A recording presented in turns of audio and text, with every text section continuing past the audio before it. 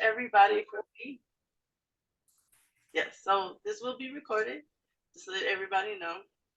So, and it will be provided to everybody. Thank you so much for coming out this evening on Thursday. It's a good day, it's a money day.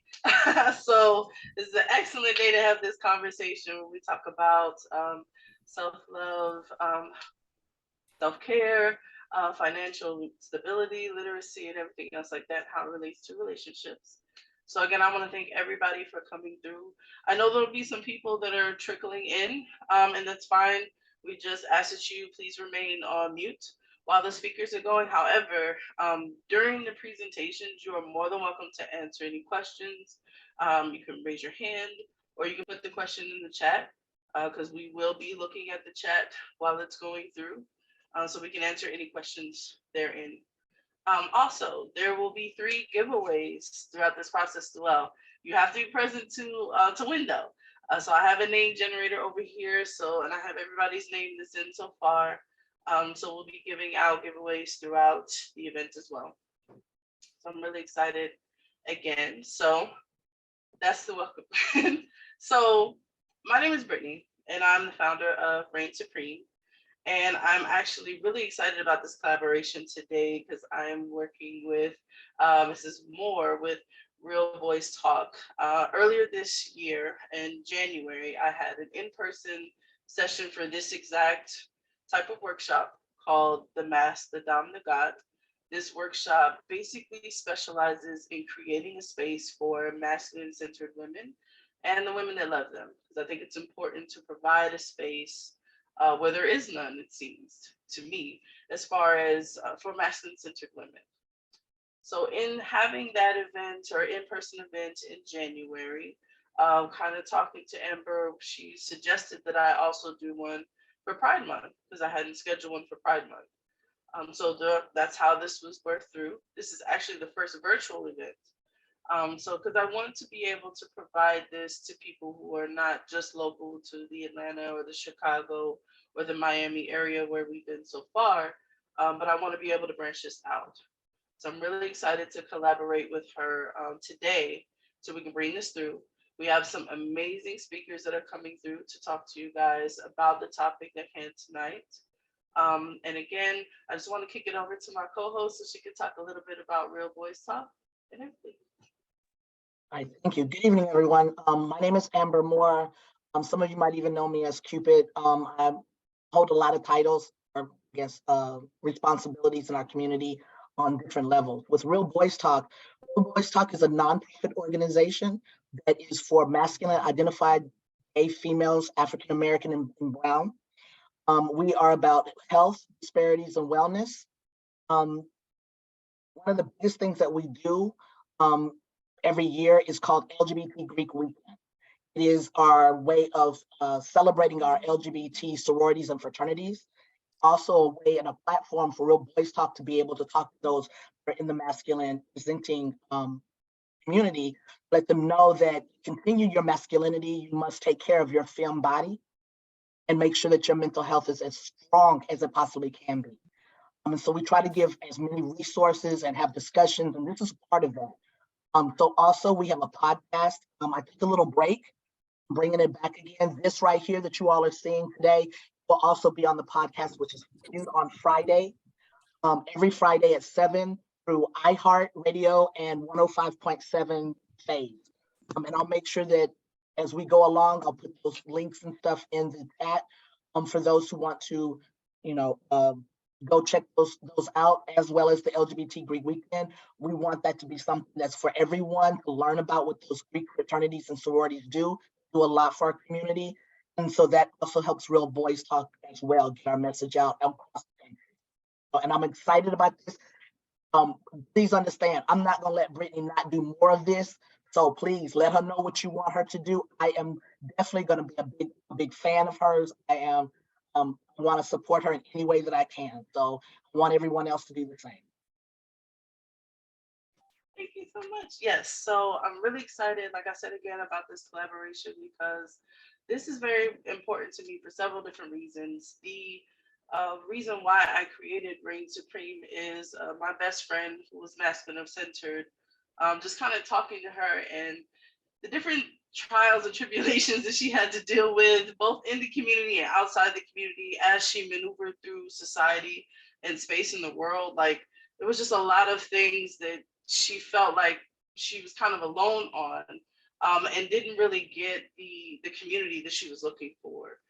So I thought it was important to kind of create a safe space where I think it's important for people to come together, to be able to talk, to not feel judged and everything else like that, because I think mental health is definitely important across the board. But a lot of people don't really feel like it is through religious reasons or whatever. So I just want to be able to provide something so where that you're less alone and you can be around other people that look like you and feel that sense of community. So that's why Reign Supreme was born. And this particular workshop, the Master Dom, the God, like I said, specializes in working with masculine presenting women and lesbian identified women as well. Okay. So again, thank everybody for coming through. Like I said, I know people will be trickling in. We just ask that you, of course, keep it on mute. However, if you have any questions during the presentation, please feel free to raise your hand, ask the questions. Time permitting, there may be a Q&A. However, please feel free to ask any questions during the presentation, and the presenters will be able to answer them there. You can also ask your questions in the chat if you want to give feedback or make any comments, you can do as well, because we are watching the chat. So just to be aware of that, it's out there. So before we get started and we introduce the presenters, I kind of want to do a breathing exercise with everyone, just so we can remain present and be in a relaxed state as we go through, because you are going to be hit with some information and this information may trigger some things for you. So we want to make sure that you're in a comfortable mindset, open mindset, and it's open receptive. So if everybody could just take this time, I want you to kind of close your eyes, firmly plant your feet in your seats or wherever you're sitting. And then if you could just kind of relax your shoulders. I want you to take a deep breath in. And when you're taking that deep breath in, I want you to count to the number 9. Once you get to 9, hold it for 3. And then you're going to release it for 9. We're going to do that 3 times, okay? So we're going to start off. So ready? 1, 2, 3. Breathe in through your nose. Count to 9. Hold it for 3. Breathe out through your mouth, counting to 9. Now have you do it again. Breathe in through your nose.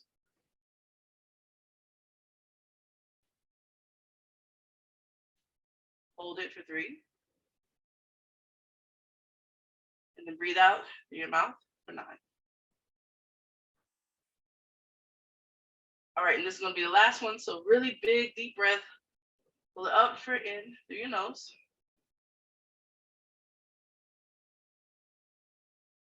Hold for 3. And then let it out through your mouth for 9. How does everybody feel? Shake it off a little bit. Feel good? All right. Good. So we are going to go ahead and start. So we're going to start with our first presenter, which I'm really super excited about. So I found this individual on TikTok, because I'm always forever on TikTok scrolling through. Like, I'll be sharing TikTok reels with everybody, and I know I've shared like 10,000 of her TikToks so far with different people. So I'm really excited to have her. So we have JT from King Capital is going to be talking to us and giving us some great information. So I'm going to have her start. So please, you have the floor to do your introduction. Oh, how y'all doing tonight? Can everybody hear me? Let me know if y'all can hear me. We good? All right, cool. So first of all, I want to thank you guys for having me tonight. I very much appreciate you guys being here to listen to me. I'm glad you did a moment of breathing, because I've been going all day since 7 a.m. And if there's one thing I want y'all to learn from me tonight, is that I'm the type of person that has found the way to calm my anxiety is through breathing and just being in silence at a specific time of the day, whenever that is. In my experience, it's very important for us to take at least 10 minutes out of our day to just chill, let our minds just release all of the noisiness and busyness. Okay. I don't want to get spiritual or philosophical here, but that has worked wonders for my trauma and my anxiety, if nothing else. Okay. So with that being said, my name is Jillian Torre. Everybody calls me JT, so that's why she introduced me as such. I am a music artist here in Houston, and I'm also an investor.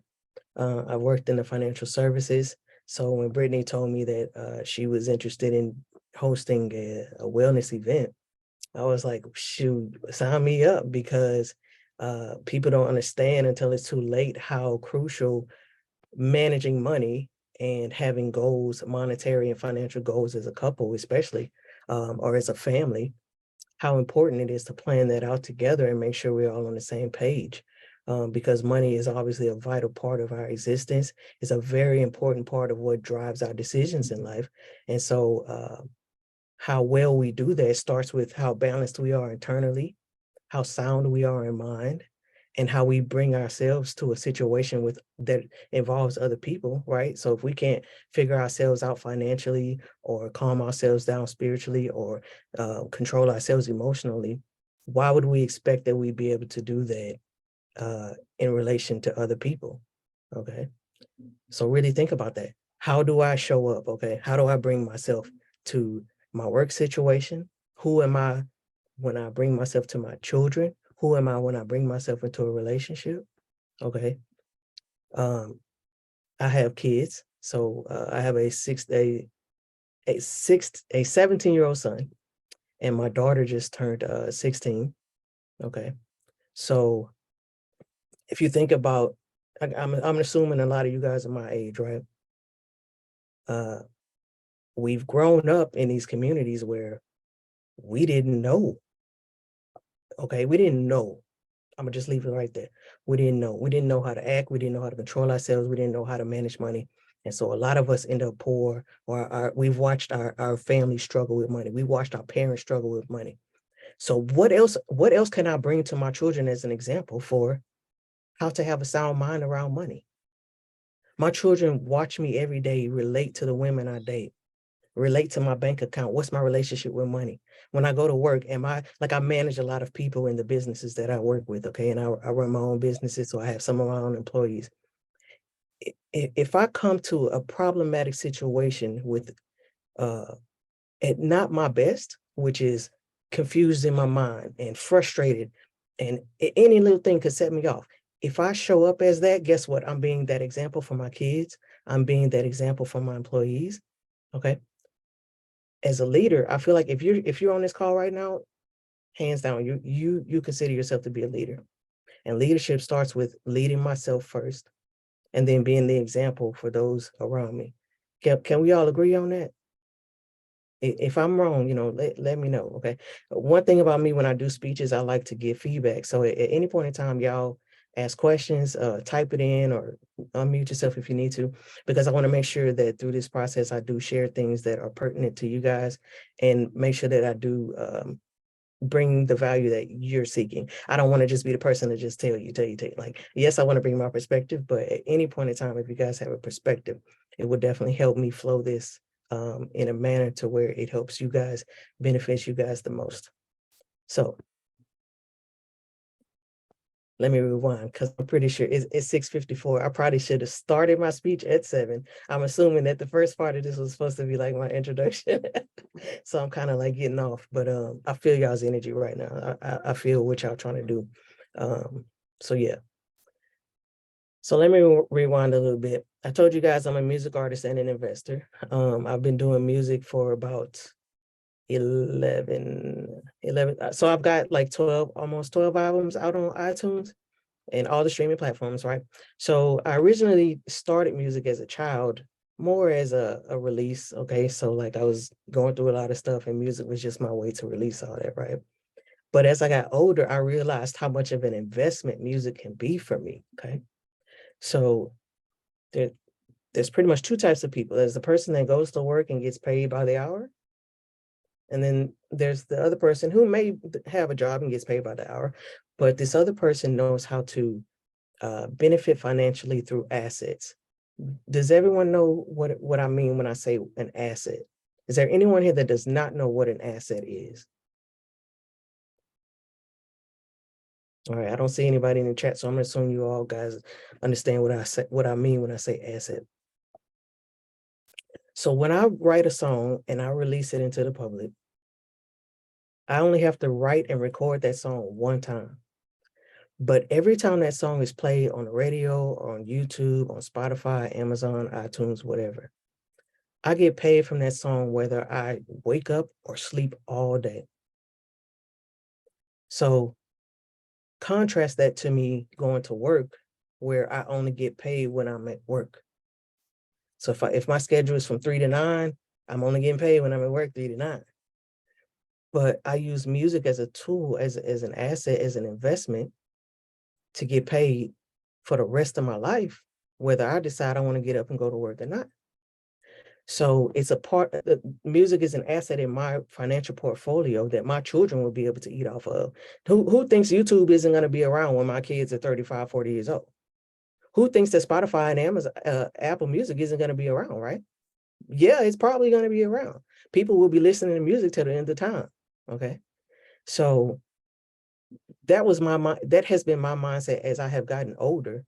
Yes, I love music and I enjoy it, but it's even better because I can leave it as a legacy for my children to benefit off of financially. Okay. So that's part one. That's me explaining my whole music thing. Now I became an investor because back in maybe 2008-ish, I met this semi-pro baseball player. He was a white guy. And he was like, yeah, man, you should buy some gold. The market is doing this and that. And I got some buddies up in New York. They're like throwing a lot of money behind it. And, you know, their families have gotten rich off of it, this and that. He just was trying to explain this to me. And I was like, I don't even know, what are you talking about? Like, gold. Why would anyone buy gold except to put around their neck, you know? But I remember being a kid and like my grandparents, I would see them at the computer holding up these paper statements, right? So they would be sitting at the computer after work, you know, maybe once a month, and they'd be just like reading off this statement and talking about this and that. I was like, what is that stuff? And they were like, this is our investments. This is our 401ks. Like our job puts money aside for us in investment accounts. And so that when we get older and we can't work anymore, we'll have that money to pay our bills and stuff. And I remember being like 7, 8 years old, just so fascinated by that concept, but just not understanding. Okay. And so when I met this guy who was telling me to buy gold, my brain started turning. Okay. So I started really getting interested in it. And maybe a month later, I met this Indian guy and he started telling me the same thing. He was like, I'm gonna give you this gold bracelet because I want you to see, I want you to do your research and keep an eye on the price of gold. And so I had made some money off my music. So I was like, okay, I got a couple $100. Let me just figure this out. So I went to like the worst place you could go, which was like a gold dealer, because they're gonna push the price up on you like crazy.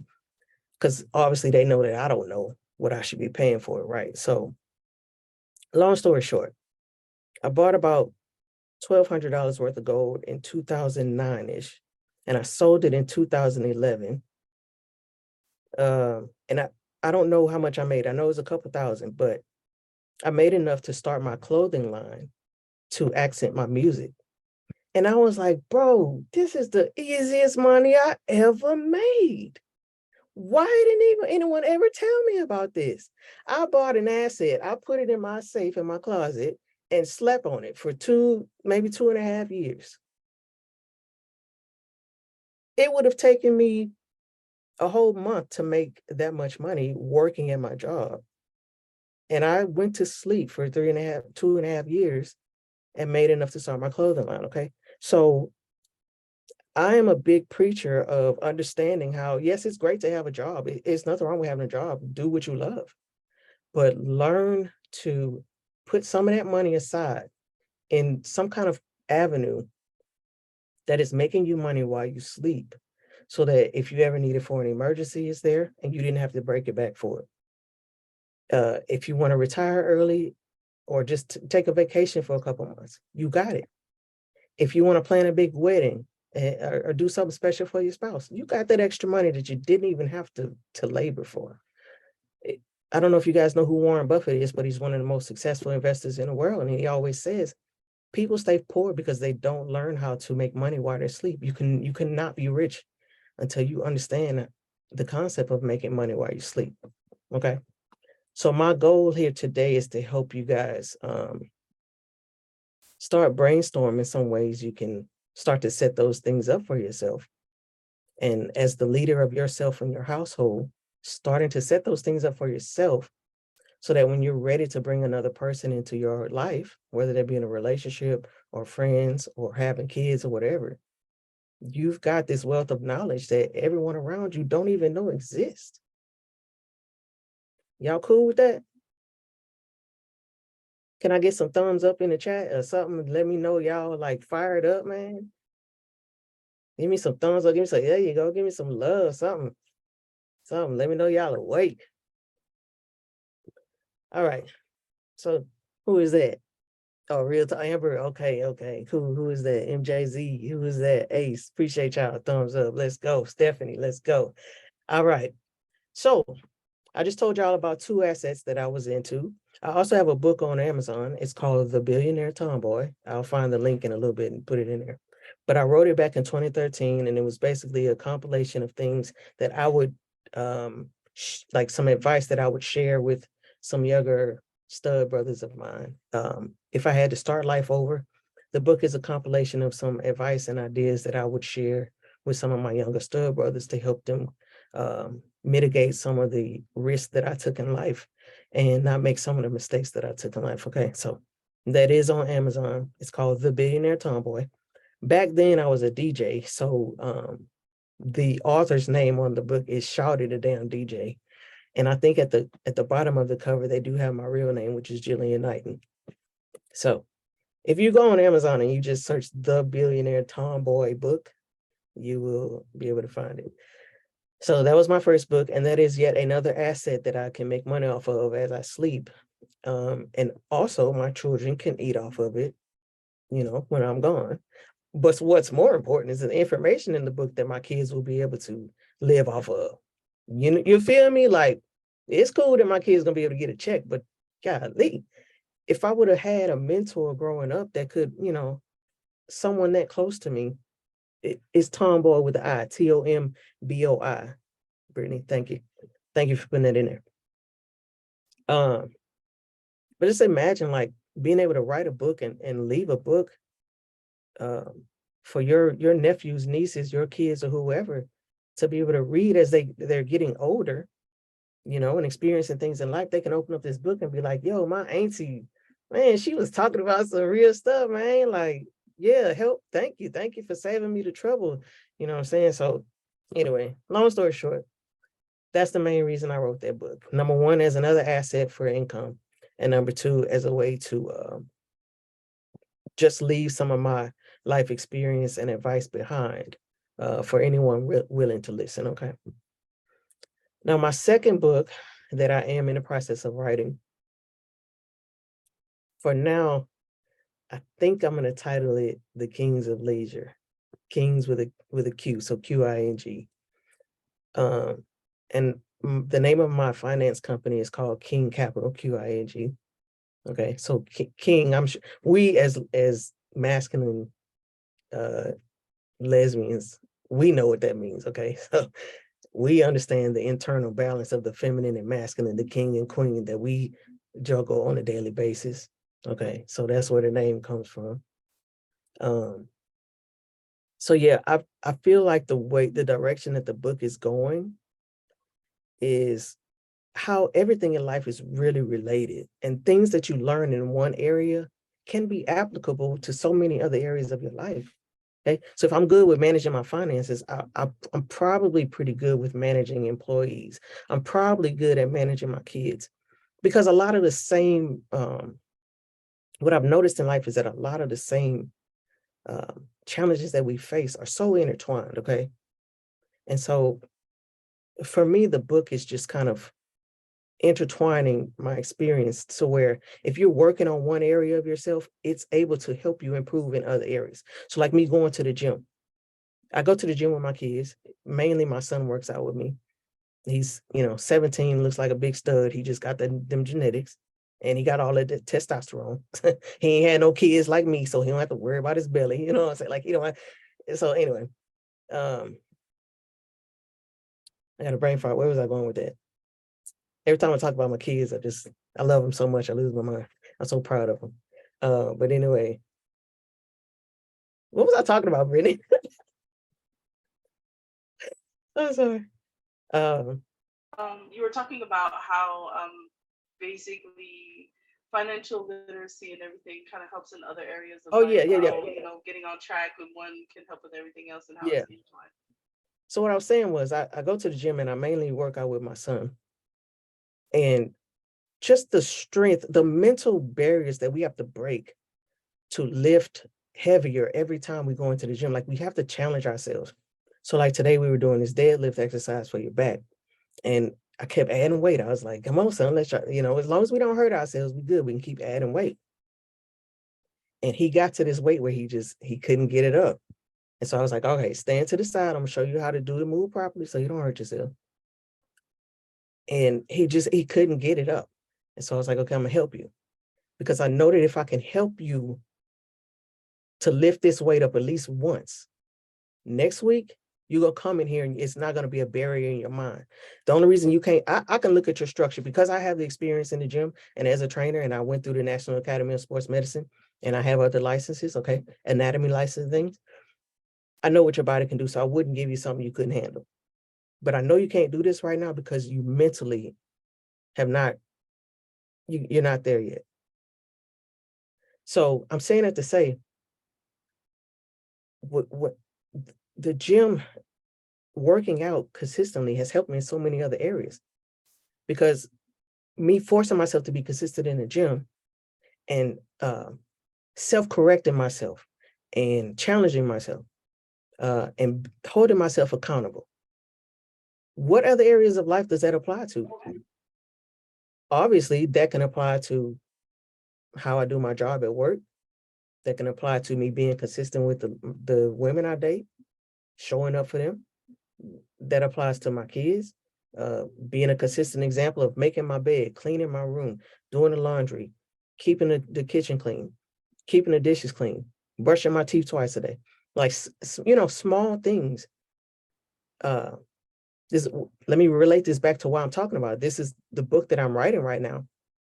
It's how you just challenging yourself in one area, the things you're learning and the challenges that the barriers that you're breaking in your mind help you in all these other areas. Okay. So with that being said, I feel like the second benefit that I want in the book is for you to write your story as well. So so when I've written books, it's been, yes, me sharing my perspective, but I leave a lot of white space in my books so that you can write who you are. Because the last thing you need is someone telling you what to be and what to do. And as lesbians, we know that that's been our hardest struggle. The balance between, do we accept other people's perspective, and how strong are we going to be within ourselves to say, this is who I am, accept it. Okay. And so when I write books, I'm gonna leave a lot of space in that book for you to, yes, take in my perspective and see, okay, that makes sense to me. That applies to me. I think you're totally wrong about this. Okay, here's my turn. Let me write what I believe. And so maybe in your mind, you have a barrier of, I don't think I could write a book. A book just seems so challenging for me. I used to think that until I wrote my first book. And so I want this book to be such an empowering project for you that it spills over into other areas of your life. If I give you 10 blank spaces in my book and you're able to write your own story, can you imagine the confidence that it's going to give you? Hopefully, that's my goal. All right, so that leads me into the part 2 of what I wanted to talk about, was that in this book or in this podcast or on my YouTube or on my TikTok, I could tell you, I could have pages of of techniques on how to manage your money and how to grow your money and how to get out of poverty or whatever. How to get a cuter girl so that because she obviously wants a rich guy. That's what everybody thinks women want, a rich guy. I can give you all the steps in the world, but if you can't break the mental barrier, it won't matter. Because you're either not going to try, or you're not going to do it long enough to be consistent enough for it to work, or you're going to try it and something's not going to work and then you're going to give up. So some of y'all probably heard this before. A lot of people talk about this mindset. Your mindset is not right. Yeah. Somebody asked me a question, what do you think about crypto? I think first of all, I think crypto is like anything else. If your mind not right, you're gonna lose money. Because you're gonna get in at the wrong time. You're not gonna understand what you're buying and why you're buying, and it's not gonna work. You're gonna lose money, and then you're gonna say everything's a scam. That's the first thing. But the second thing, what do I think about crypto as an asset? I know that crypto was started with the intentions of getting the government out of our money system, out of our monetary system. And so that's fine as long as crypto and blockchain in general can be something that we can trust more than the government. And in my honest opinion, the systems that we have right now have not been good enough for me to recommend that to my clients, because I know that they just don't understand it and they're going to be upset at me if they lose money. Like, for example, I had a older lady, she's a millionaire, and I helped her open up a crypto account and she bought some crypto. And literally 24 hours later, because she did not set up her password, her double authentication password, it got hacked and all her money was gone. And I'm like, how could, come on, man. Okay, so until the systems, I have some crypto, I own crypto, but it's not like my whole life savings. Like, I just depend on crypto. Like, you have to understand diversification. Okay, so I put a little of my savings into crypto.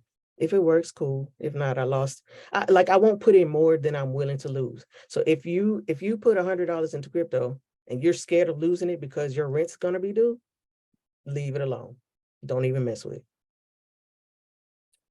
That's just my financial opinion, and I think I should leave it at that, because it's no more complicated than that. Don't put in what you're not willing to lose into any investment. All right, another question.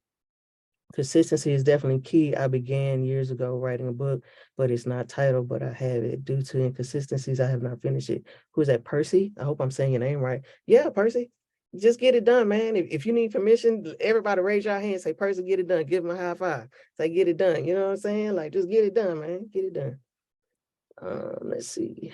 All right, cool. So no more questions so far. I hope that I answered that question about crypto. I actually do have a question, if you don't mind. Yeah. And because and this will show my lack of knowledge. What is it? Bitcoin and crypto, are they the same? Bitcoin and what? And the crypto coins, are they the same? The same thing? Yeah. So crypto is a word for an asset class. So we have dollars. Dollars are an asset, an asset class, an asset type. So you have American dollars, you have Mexican dollars, which are pesos, you have Canadian dollars, right? So dollars and then crypto. So inside of crypto, you have Bitcoin, you have Ethereum, you have Cardano. That's what it is. Okay. And you're saying basically those are not stable investments. Like, not that the stock market is stable, but it's not as stable as if I were to buy stocks and Right, because it's trading. if you think about it, like, crypto only really came out maybe back in like 2011 was when it really took off. Like, the American dollar has been around for generations, so it hasn't really proven itself over time. Also, I feel like until businesses start being able to accept it more, then people won't use it as much. So until that starts to happen, I'll be more inclined into it. If anything, I'm invested in blockchain itself, which is the technology. So imagine being able to own ATMs versus wanting to own dollars. Like, I own ATMs. I get a transaction fee every time you use my ATM. I get paid. So it's the same thing with blockchain. Like, I'll buy companies that provide the technology, the blockchain technology, the coding in the computer that helps the transactions happen. Okay, and I'll get paid whether it rises or falls in price. If you don't mind, and I know I said I wasn't gonna say nothing, Brittany, but now I'm on a roll. If you don't mind, you mentioned about the ATMs, Oh, what? about having an ATM, that you invested in an ATM. Mhm. And so for the people here, we all know we don't have big money, right? I know you mentioned if you have $100, you can invest in that. If you know, to understand it, what are some good things that us here on this call right here, what can we invest in that if I'm only making 35,000 a year or $20,000 a year, I can invest in something that, like you said, when I go to sleep, I bought some gold, you bought gold, you went to bed, here, now I've made some money. Do you have any suggestions of things that we can start getting our feet wet? Yeah. Perfect. Great question. So first of all, invest in your mind and yourself. Okay. So whether you need therapy to get all the trauma out the way, just get someone to acknowledge that you've been mistreated, you've been treated wrong. Get that self-care stuff out the way. That's why we're here. So that you can see clearly when opportunities come.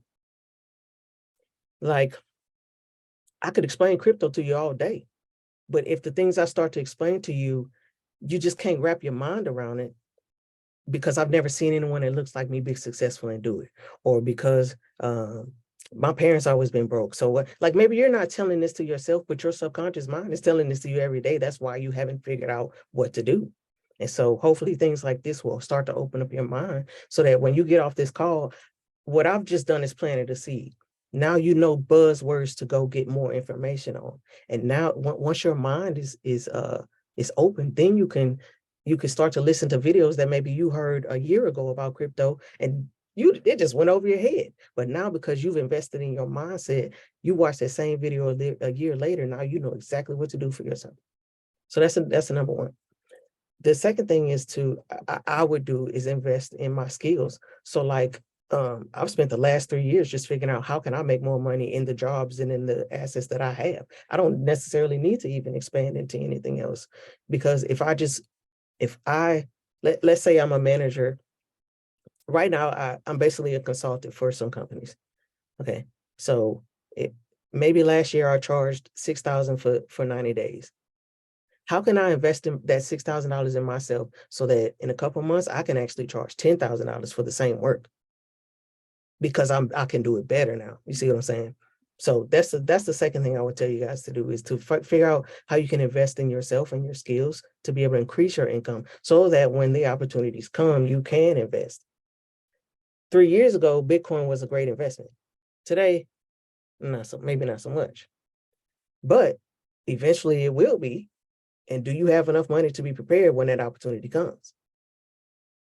So let's get your income up so you can be. That's number two. Number three, I'm glad you brought this up because I actually wrote a list of things.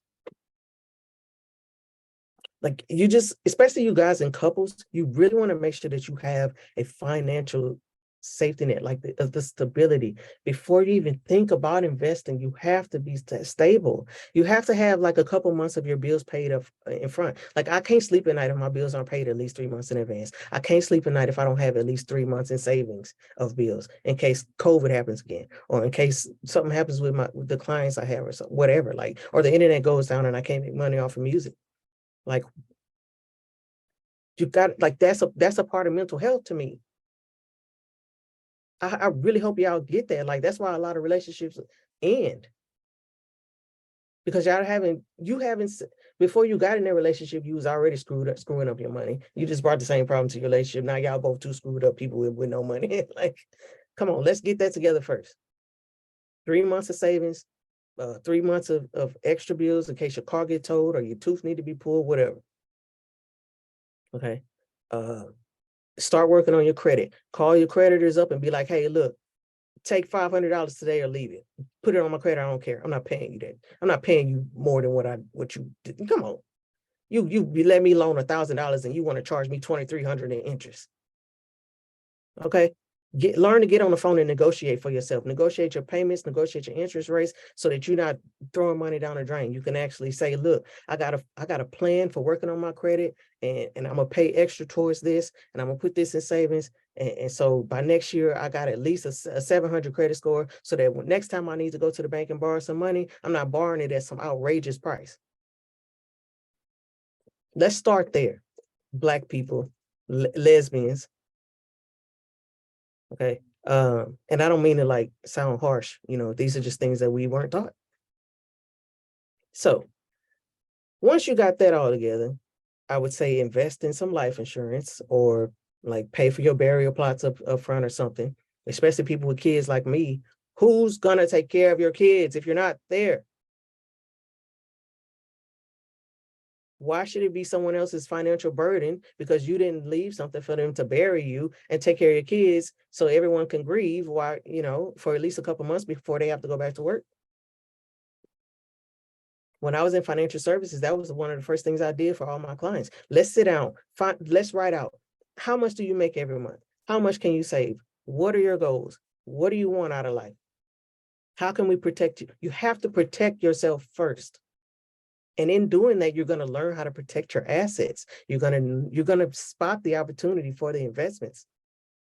Okay. So now that we got all that out of the way, let's pretend we got our protection in place. We ready to invest. Let's say I got $1,000 tomorrow I want to invest in.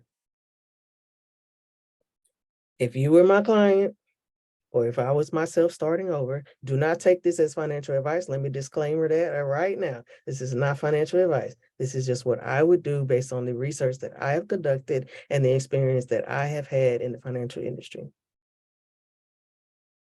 The simplest thing you can do is open up a brokerage account.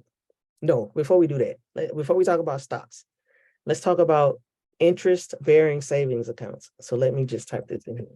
Interest-bearing account. So if you go to your bank tomorrow and you're like, hey, do you guys offer any interest-bearing accounts?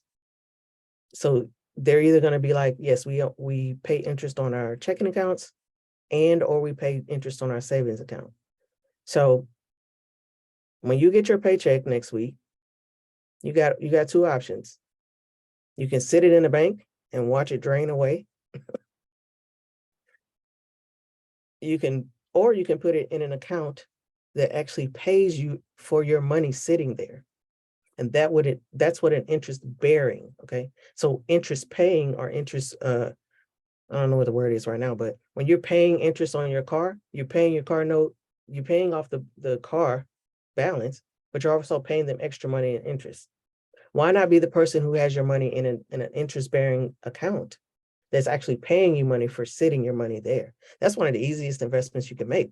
So like most people's bank accounts right now, if you go to Chase or something and you put your money in a Chase savings account, they're only going to pay you like maybe 0.1 or 0.3%. So if you put $1,000 in that account, you're only going to make like $1 every month. But you want to get a high interest. So let me put high interest.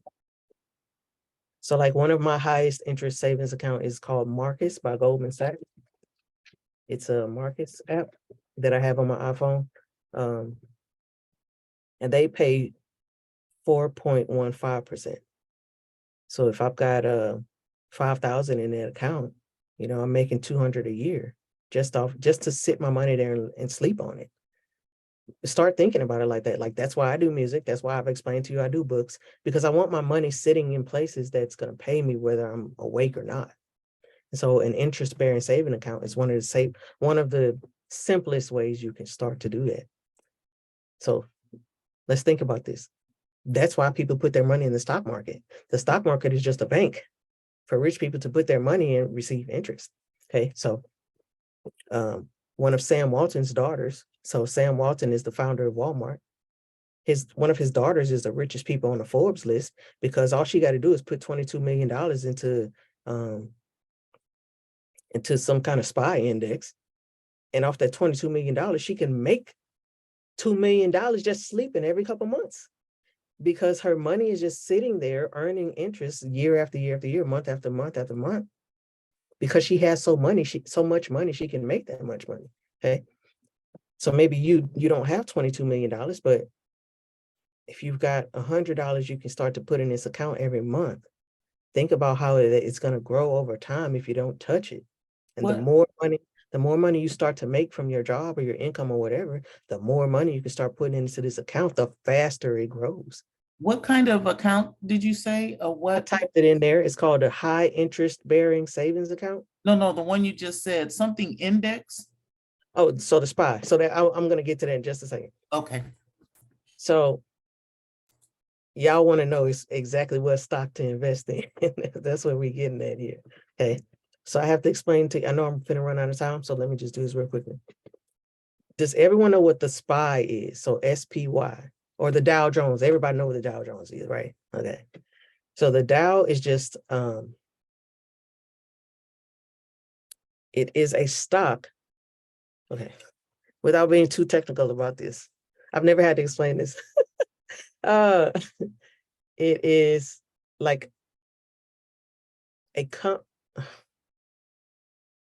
just think of it as a basket of stocks. Okay. So the Dow Jones only allows companies in that index, in that stock, in that basket, that are the top performing companies at that time. So in the Dow Jones, if you believe Apple is going up, if you believe Tesla is going up, or Google or whatever, instead of buying Google separately and then buying Apple separately and then buy Netflix separately, right? If you got $1,000 and you go try to buy Apple right now, Apple is probably, I don't know the price right now, I could pull up the chart, but Apple's probably like $200 per share. So that means you can only buy maybe 10 to 20 shares with that $1,000. Okay.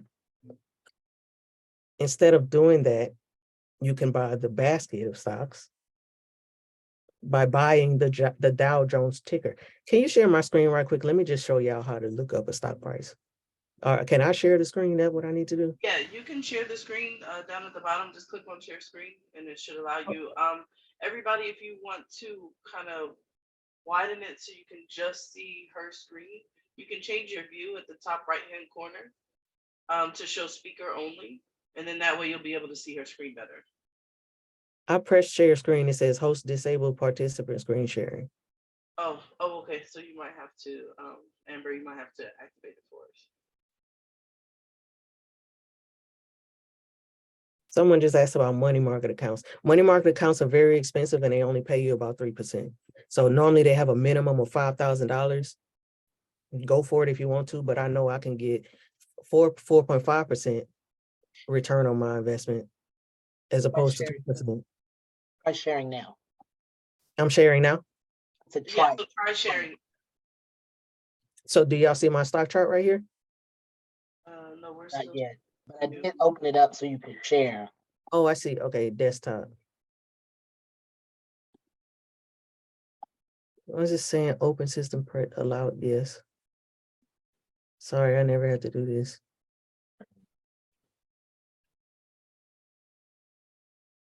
I don't know what to do. Okay, I can't figure it out. So for sake of time, let me just, I don't know. Let me go back to the chat. Okay, so I'm typing this website, tradingview.com. If you go to tradingview.com, you can find the price of Apple or any stock in the world, right? So instead of just buying Apple or just buying Netflix, like I was saying earlier, you can buy a basket of stocks, okay? So Warren Buffett always tells people, just buy the SPY. So there's the Dow Jones and then there's the SPY, okay? There's also the QQQ. So the QQQ is a basket of only technology, the best technology stocks performing. The Dow is man, I can't remember because I don't trade the Dow. I think the Dow is like utility stocks. So like the best performing, like Johnson & Johnson is in the Dow. There's probably some energy or oil companies in there. So Who I'm sharing pulled it my up? screen. Yeah, So I pulled it up for you so you can kind of talk to it if you just let me know where to go. cool. So where it says symbol, type in SPY.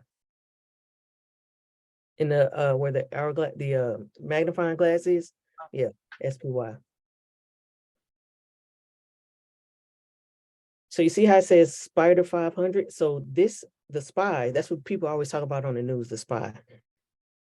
The SPY is a basket of the top 500 companies listed on the stock market. So the Dow is the top 30 companies, okay? So the companies in the world, it were basically located in America because the SPY is on the American stock market, right? The Dow consists of the best 30 companies, but the SPY consists of the best 500 companies. So without being too technical about this, you now know more than 80% of people on the earth, because if you can walk in a room and say, oh yeah, the Dow Jones is the top 30 companies in the world and the SPY is the top 500 companies in the world, you sound like a genius. All right, go ahead and click on launch chart.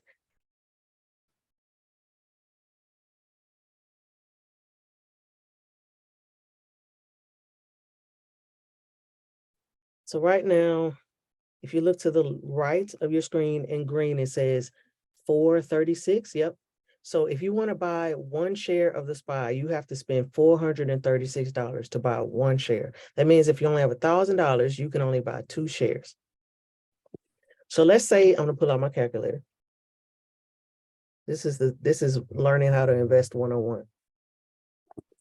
I'm going to take 1,000 and divide it by 436. That means I can only buy 2 shares. Y'all see that? Okay. Now let's say price goes from 436 to 455. Let's say by Christmas time, the SPY is up to 455. I'm going to take 455, which will be my sell price, and subtract that from 436. So I'll have a profit of $19. Okay. I'm going to times that by 2 shares because I bought 2 shares. So I'm going to profit $19 per share. So since I bought 2 shares, I'll have a profit of $38. So not only did I blow my whole $1,000 on one investment, I only made $38. Like, what a waste of time to me, right? So I want you to do this. At the top left, type in where it says SPY, type in SCHG. I know I'm running out of time, but I'm almost done, y'all. Now do the same thing, type on, click that, yeah, just click it. Do y'all see how these candles from left to right, if you look from left to right, don't them candles look the same as they did on the SPY?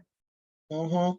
Okay, so that tells me that, first of all, because you don't know this, I have to tell you, the SCHG is just a cheaper version of the SPY. So we call these indexes, or we call them funds or whatever. A fund is another word for a basket of investments, or a basket of companies, or a basket of assets, right? So SCHG is just a cheaper version of the SPY.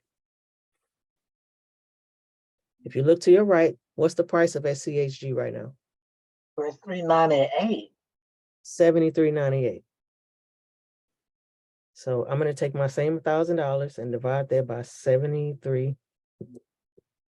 Just say $73. I can buy 13 shares. So let's say it goes up to $77.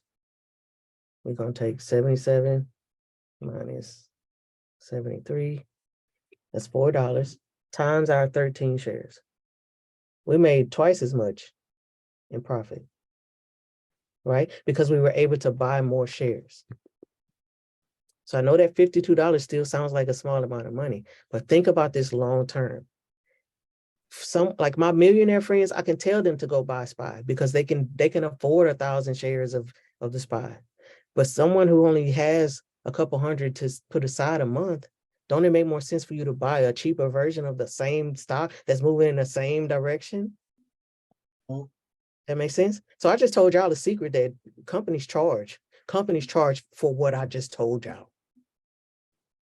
If y'all just take this little bit of what I talked about today and just go search a little bit more, man, I'm telling you right now, just knowing this, you're ahead of 80% of people in the world because they're getting screwed over on fees.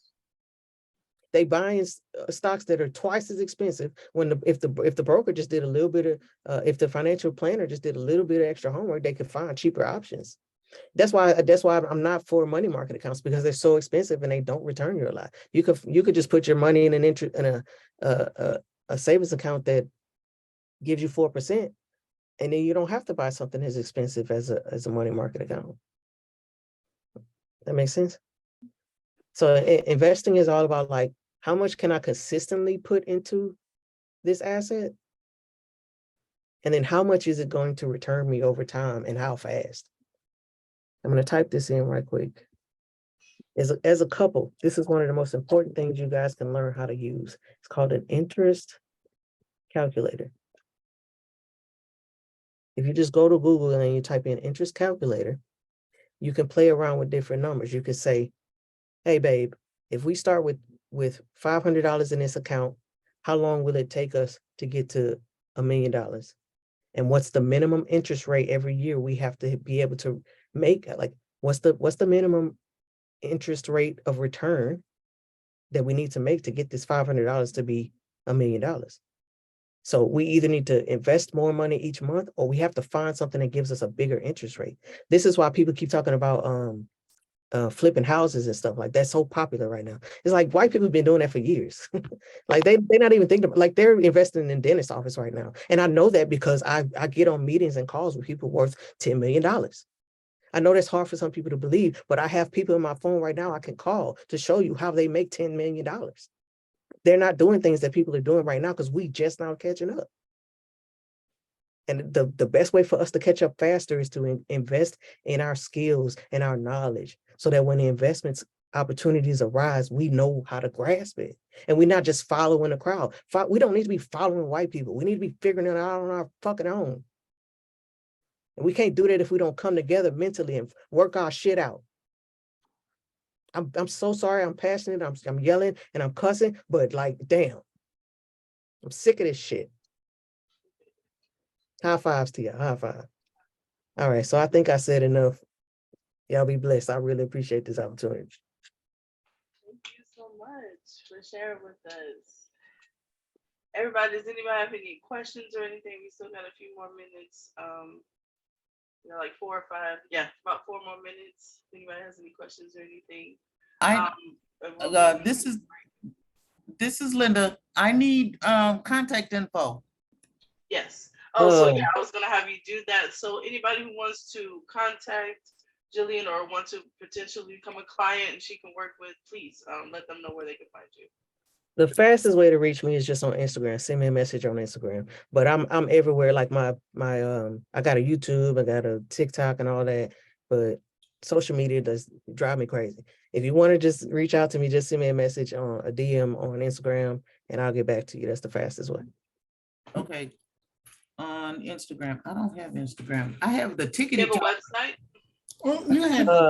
I do, but I'm having it rebuilt right now, so I'm literally shutting it down tomorrow. But I'm gonna put my email address in here. King Capital. Well, let me just do my music address.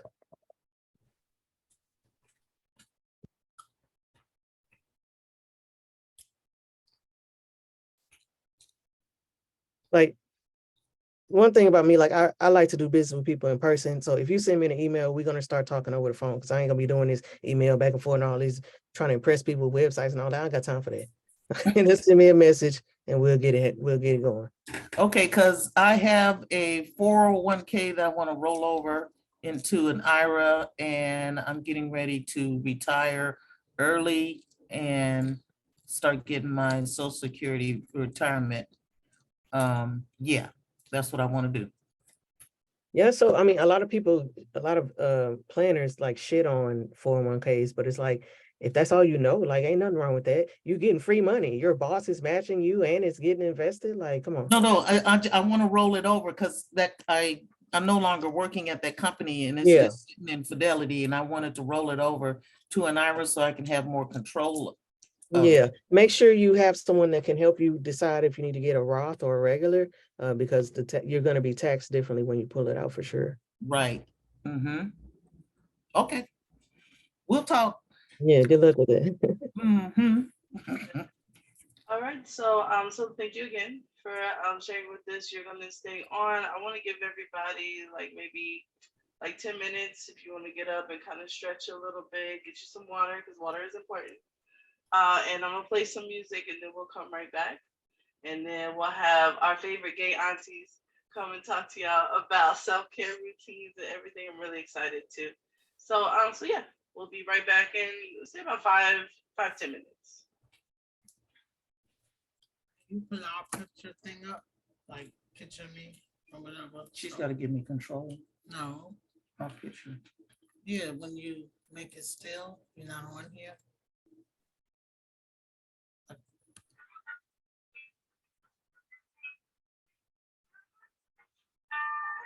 Also, just so y'all know, the music that we're listening to is actually Jillian's music. So definitely make sure to follow her on all platforms as well.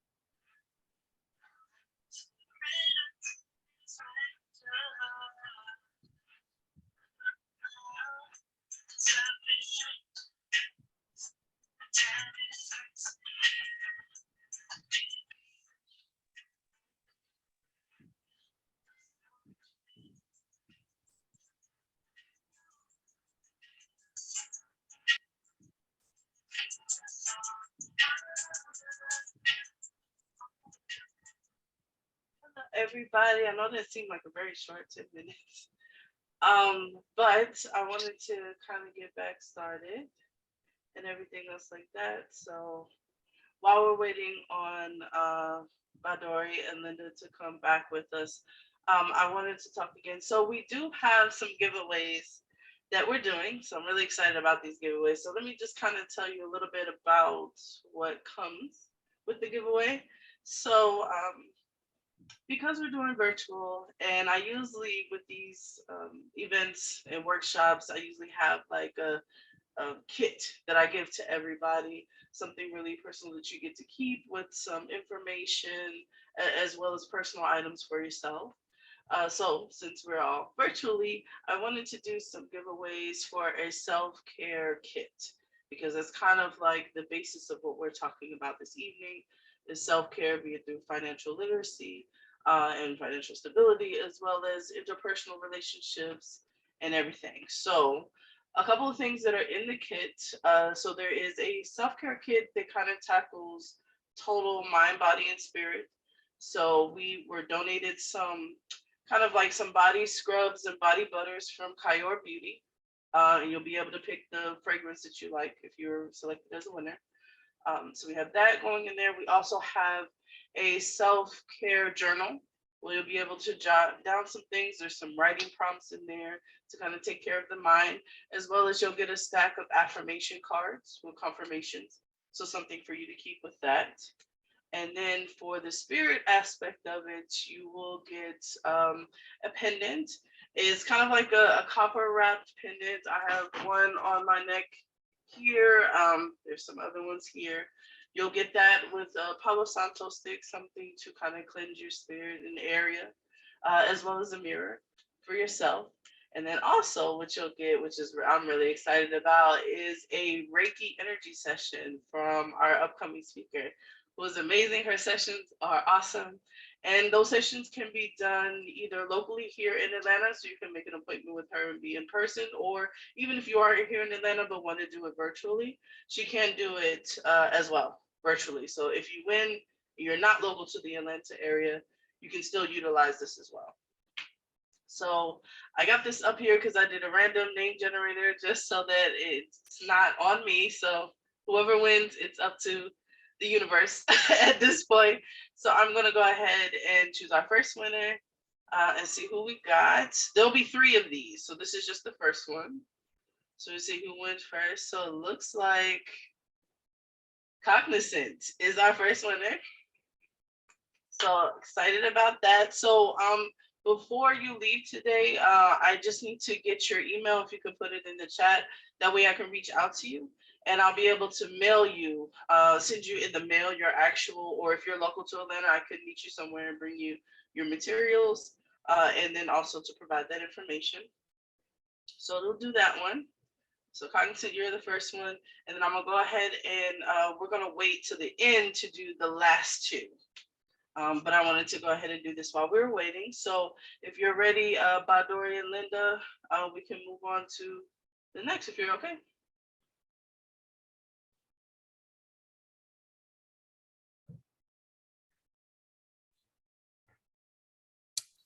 Okay, greetings all, peace and blessings.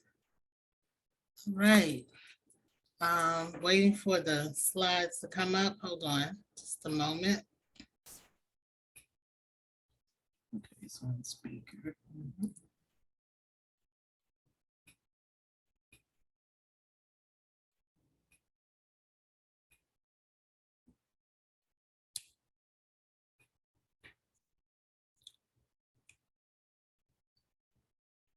There we go.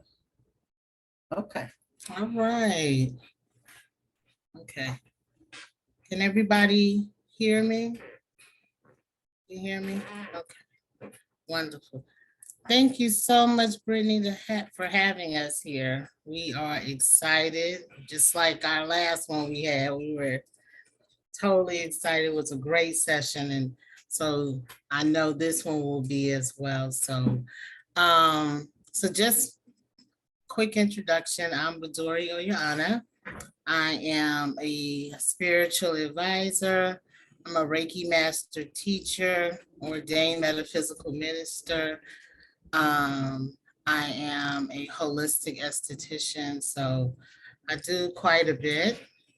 And this is my lovely spouse, wife, husband, all that good stuff, right? We have all the names, all the names. So what we are bringing you today is a workshop that we did on Let's Work It Out, a healing ritual for Black queer partnerships.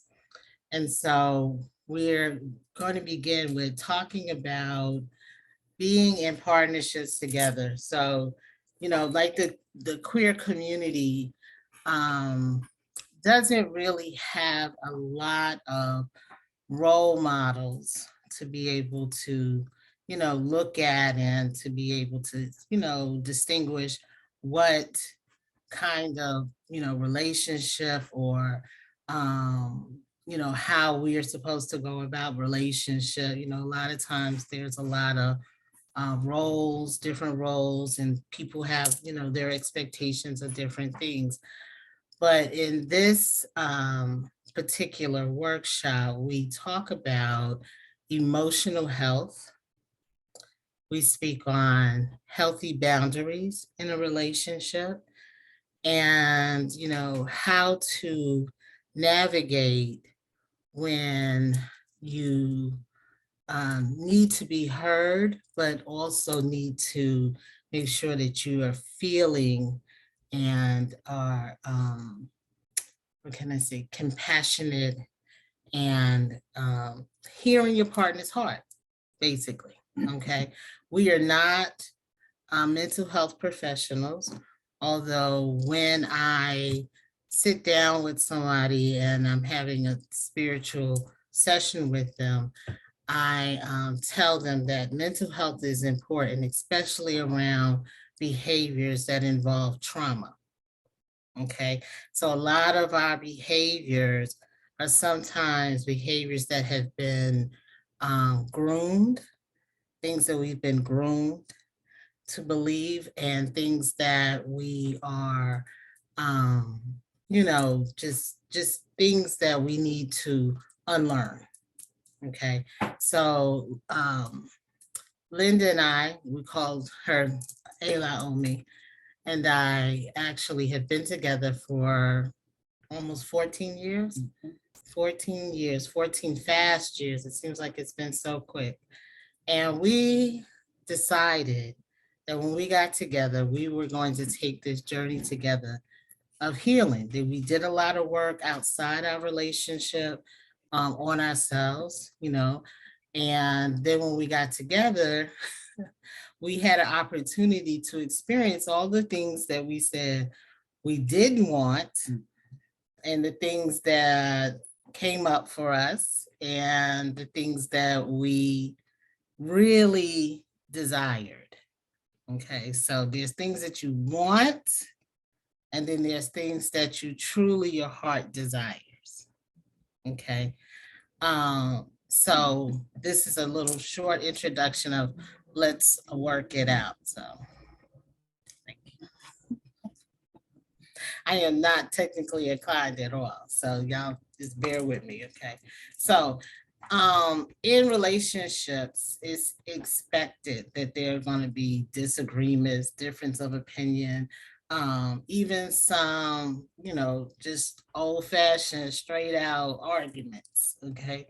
People never have a disagreement. People who have never have a disagreement with their partners, or either, holding on to energy or not voicing their opinion. So I hear people sometimes say, oh, I've never argued with my partner, or I never had a disagreement with my partner.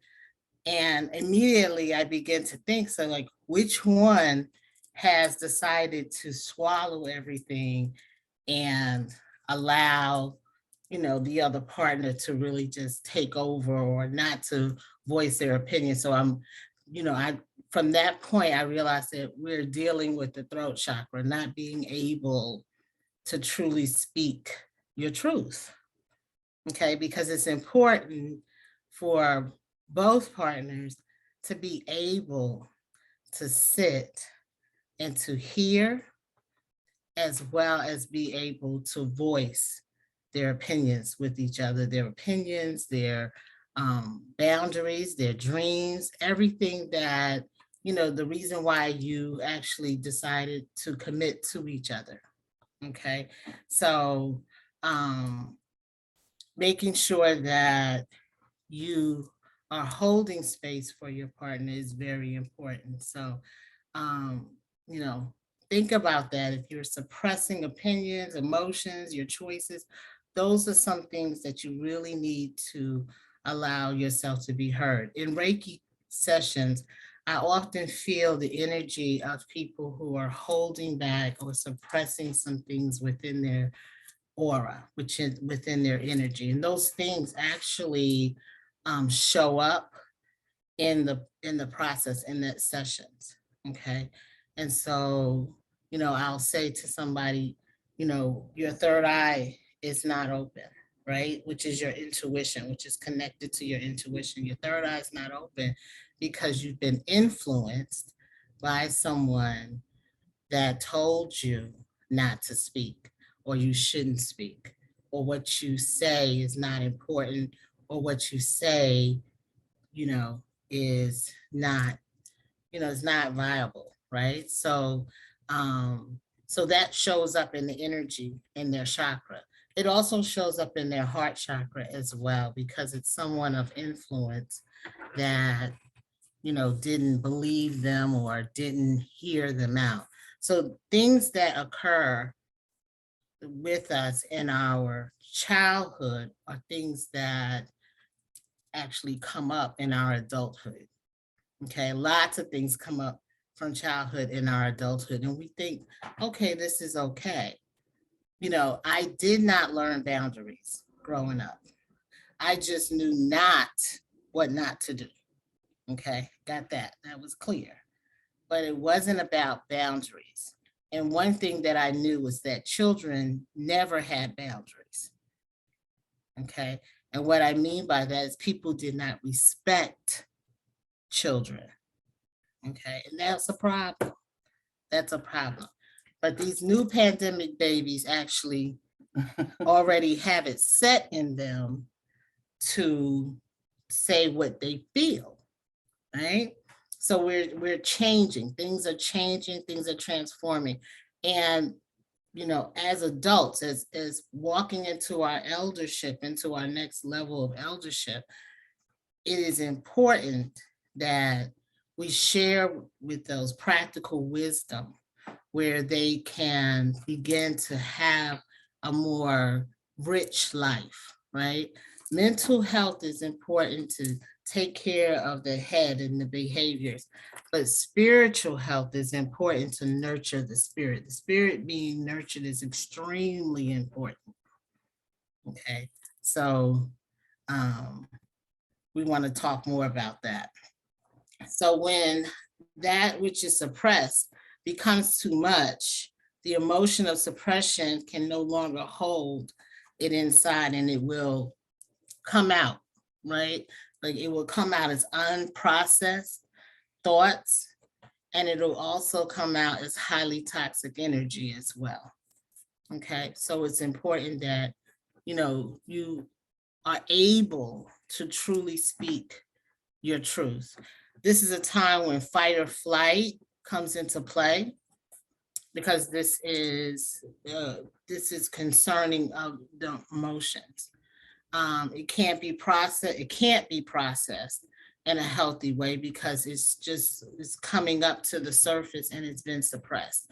So, sometimes when we are dealing with issues with not being heard, okay, as a child, not being heard, only being seen.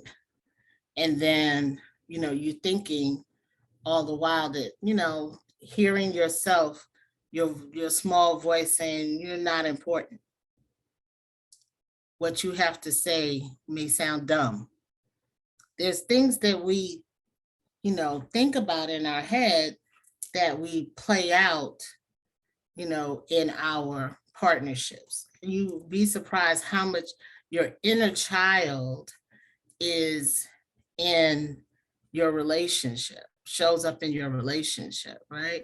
The reason why I tell Linda, I said, you know, we've gotten to the point where our inner child, both for our little girls and sometimes her little boy, plays together. Okay. So that's one thing that I know that we have that is really, really good because they play together. All right. And with that play, they're able to relate to each other on a deeper level. Okay. So how many people actually have time, take time to play with their spouse or play with their girlfriends? Take time to play. Nobody? Nobody playing? Explain if you don't mind. Well, play, just, it could be anything. It could be running outside and throwing the ball at each other, or, you know, Jumping up and down in the rain. yeah, or dancing. Me and Linda love to dance. We play reggae music. I'm sorry. Definitely. Oh, I was about to say single, but the one person I got my eye on, yeah, like to go to the arcade, you know, lay in the rain, literally lay in the rain and just talk like that. That was like one of the most weirdest, but like powerful experiences I had with another human. It was just magic. Yes. Beautiful. Yes. Beautiful. Beautiful. Right. I'm gonna go back one page. One of the things that I wanted to express was that last paragraph, our perception of what is joyful and loving that does not have shadows are manufactured illusions. Mm. We have to begin to be truthful with ourselves and honest with ourselves to have good emotional health, good mental health, good physical health, and especially good spiritual health. There's, you know, because those shadows are an illusion. Mm. You know, you're with your other half and jealousy comes up. That's an illusion. That's something that you have to dig back within yourself to be Mhm. able to look at. To right? look at that, you got to figure out where your abandonment start, you know, where your denial starts, you know, and you might have to take some time and you know, look at those shadows. Those are shadows. They're casted. They're not real. Right. But it's also, but this is what we were talking about between reality and illusions, right? The shadow parts of us, or our pain body, our ego, and then the divinity of who we are in the light. Okay. When you know yourself, self-awareness is so important. So important. I work with people who don't want to own up to, you know, their responsibilities, or they don't want to own up to, you know, mistakes that they've made, or they don't want to own up to, you know, just stuff that, you know, everyday stuff that's in relationships that are not cool. This is just not cool. We want to make sure that we are sharing this, how important this is, right? So when you, and we all have them, we all have shadows. Everybody has a shadow. Everybody has a shadow. And I tell people sometimes that, you know, being able to alchemize your energy, right, is also important, which helps you to evolve, right? But to alchemize your energy, and what I mean by that is to be able to look at your intentions, to look at why you do what you do, Okay, look at that, right? So it's a whole different, when you take the top off, when you take off that surface layer of, I was just mad, I was just upset, and really begin to take the top off and look a little deeper into your intentions, your expectations, things that you thought, this is what I want, but it really is not, that's important when we're talking about emotional health in partnerships. So when that which is suppressed, okay, we already did that. Okay. So this is a time for couples to decide that they can no longer deal, or the opposite occurs when there's so much disagreed on that there's no joy or love or anything left, right? So what happens is that, you get into an argument, the argument is never resolved. And so then you get into another argument, and then you bring that argument into the present moment in the scenario. It becomes such a buildup. That at some point you lose it, you lose the clarity of the relationship, and you begin to think that this is just the way it is. And instead of using some tools that you can, be able to have that will help you be able to get through some of the things that, you feel like, you lost, right? So that's why this workshop is titled, Let's Work It Out. Let's work it out. Let's begin to do the work, right? Some people say, well, let's work it out. We're going to work it out. How does that look? What is your plan? How do you begin to hold space for each other? How do you begin to forgive? Because I know forgiveness is something that is done sometimes in time. It's can be a layered effect, right? Because, you have to be able to work through it. So how do we begin to learn how to work on healing ourselves while supporting our partners? Okay, so I said work on healing ourselves, not work on healing us together.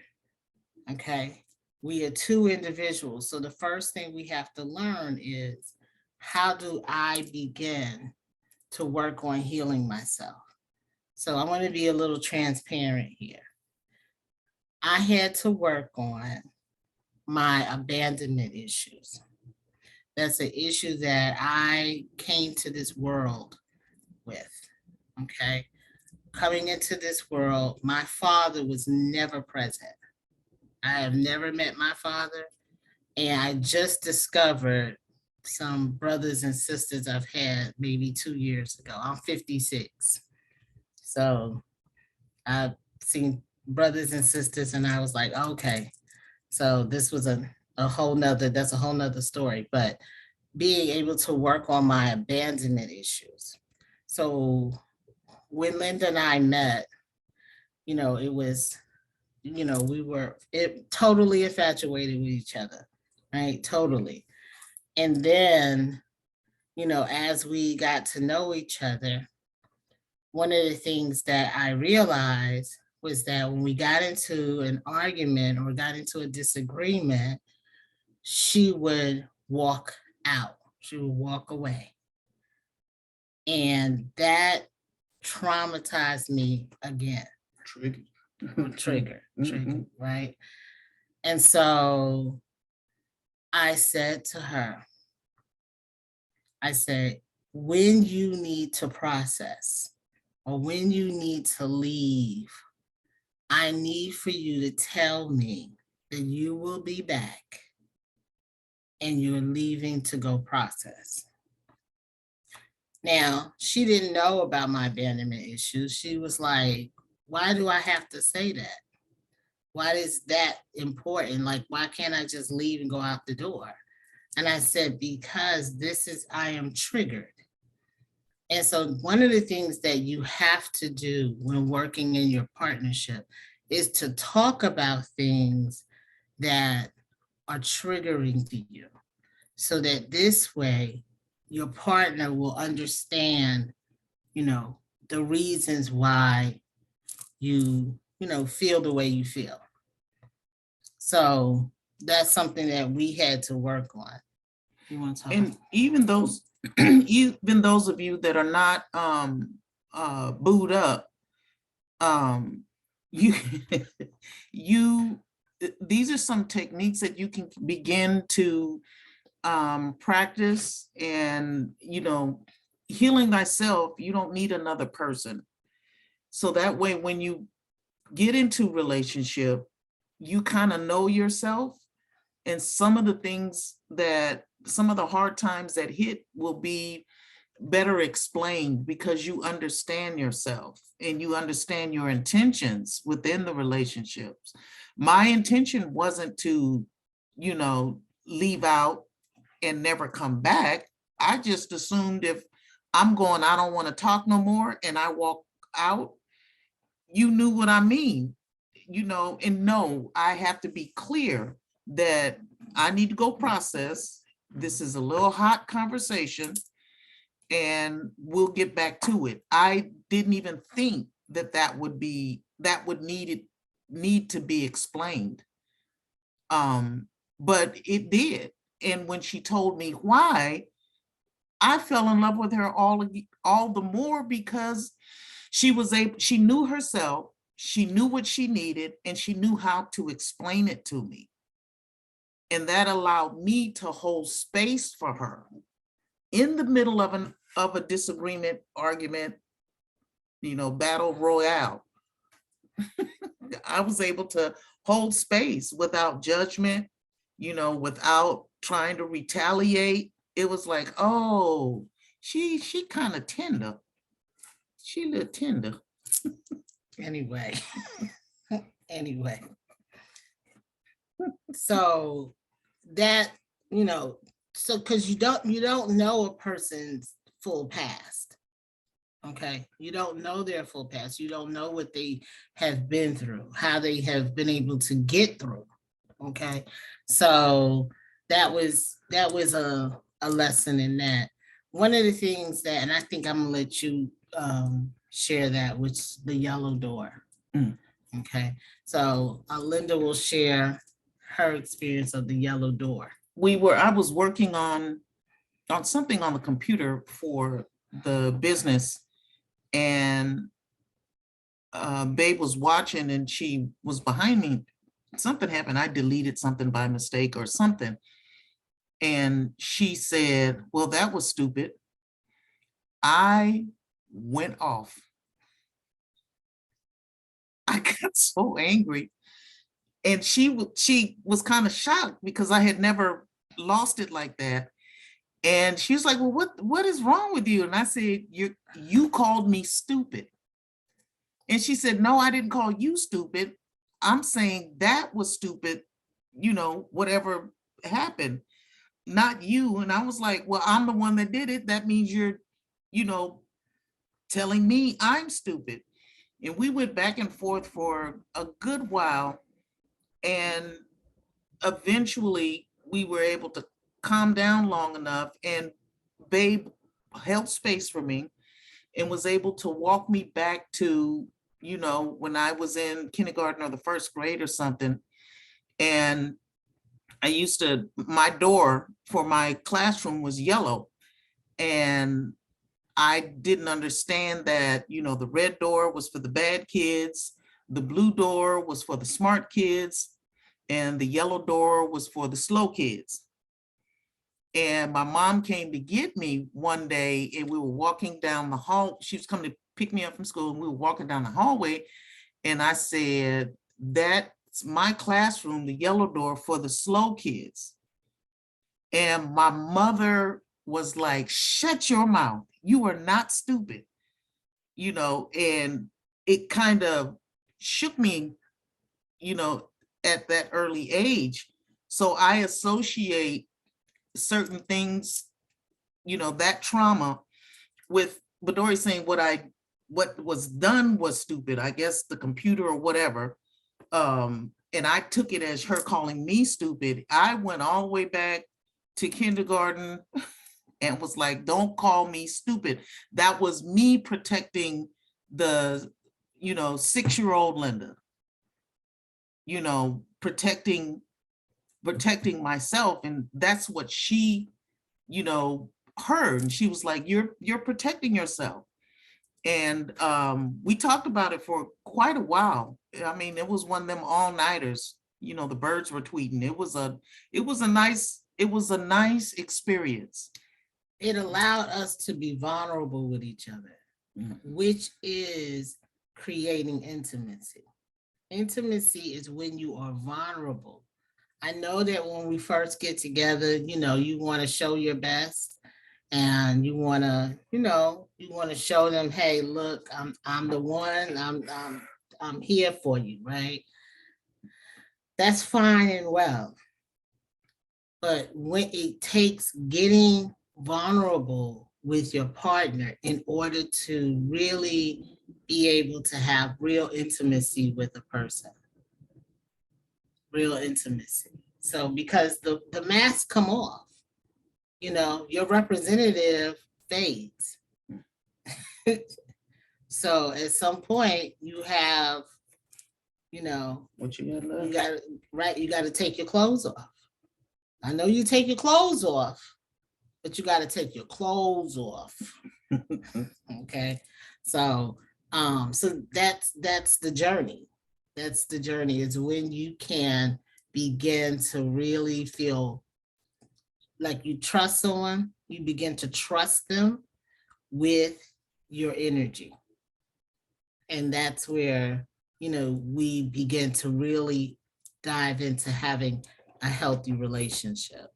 So, so how do we begin to listen and be heard? Right? How do we, how you pay attention? The one thing I'm,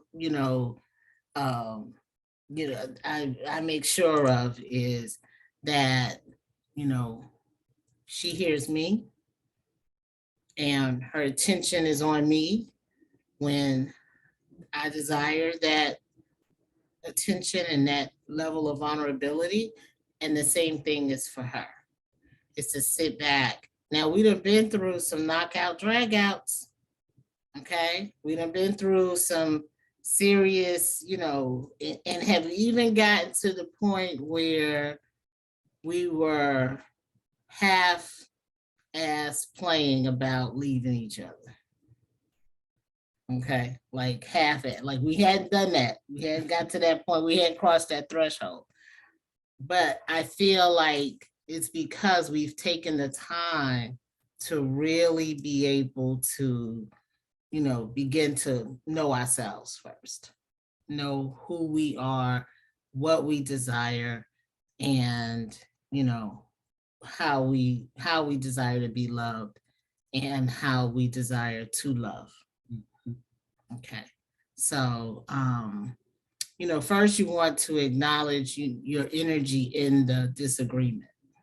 So I sit back with myself after sitting. I used to sit and guilt myself. That's not working it out. This is playing victim, or guilt yourself around, oh, I didn't do this right, or I didn't do that right. And so, I feel lowly. It's not that. It's the disagreement helps you to be able to clear some things out that needed to be cleared. Okay. So, and you have to look at the human in the mirror.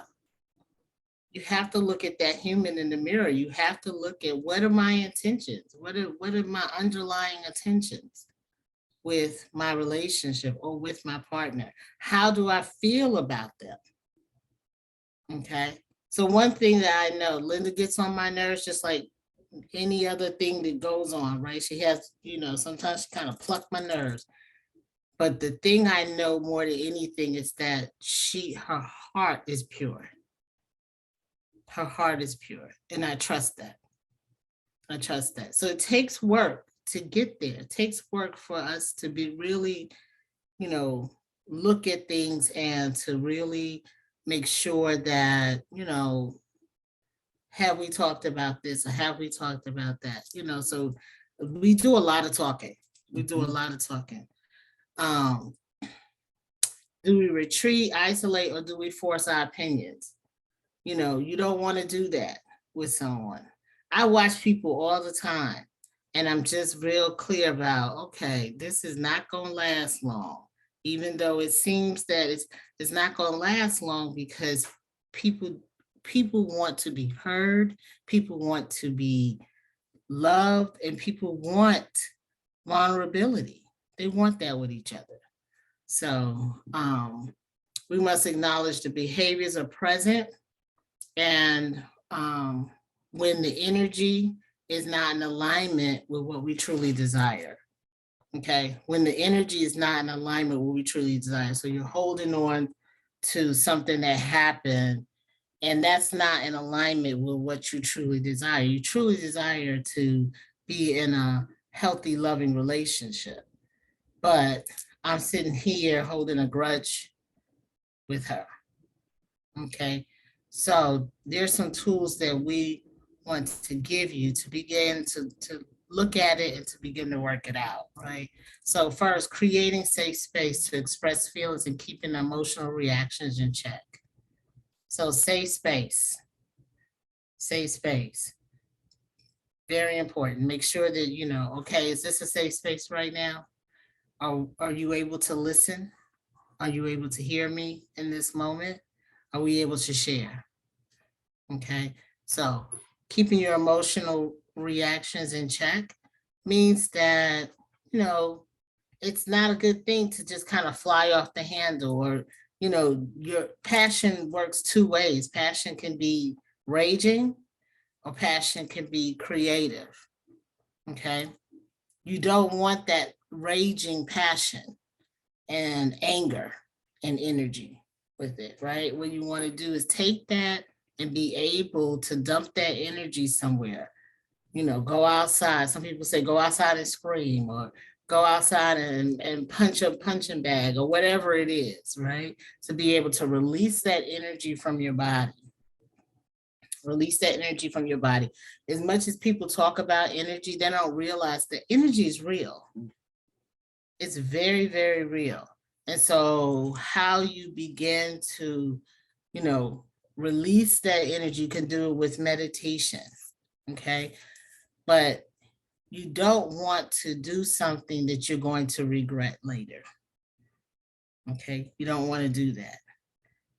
You want to be able to, because I believe we come into divine relationship with each other to help us work on ourselves and help us to heal ourselves. It's one thing to work on yourself and say, I'm, you know, wonderful. But once you get into relationship with somebody, whether it be an organic relationship, organic friendship, you know, a romantic relationship, whatever it is, it's important to make sure that, you know, you are being treated well, and you're also treating a person well. Okay. If you're scared, say you're scared. If you're scared, say you're scared. Say it, right? If you hurt, say you hurt. Speaking our truth while acknowledging our feelings, our emotions, helps us to push past emotional blocks. Helps that, okay? And you become more self-aware. You become more self-aware. And it's so freeing to be self-aware, to know yourself. It's so freeing, right? You don't have to sit around and guess, oh, I hope they like me. I hope this. No, you just show up as you. You just show up fully as you. And so that's one of the tools. The other tool is requesting and allowing your partner space to process. So we talked about that story, right? People are different. Nobody's the same. I used to be like, well, why you can't process right here with me? Why you can't stay here? What's wrong with you? And it's like, no, I need to go off somewhere because I might say something that I'm going to regret later. I said, okay, all right, I get it. So, with my abandonment issues and that I knew I had those. So I had to ask her, but just please just tell me you just going to go and you'll be back, right? That's it. Remembering the heart of your loved one by holding them in the light. You have to remember, even though you have a bad day or a disagreement, sometimes I'll come in, something ain't done or something she said she was going to do that she didn't do. And I was looking forward to it. And I walk in the door and it's not done. And I'm going off in the room. Be mindful.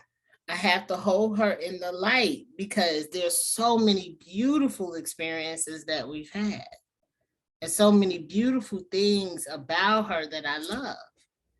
And so holding her in the light keeps me from her, just being in a shadow place, being in a shadow space. Okay. Your feelings are your responsibility. Your feelings are your responsibility. Okay. So when I get offended about something, I got to check me. I have to look at what am I offended by? What is this energy that I'm feeling right now?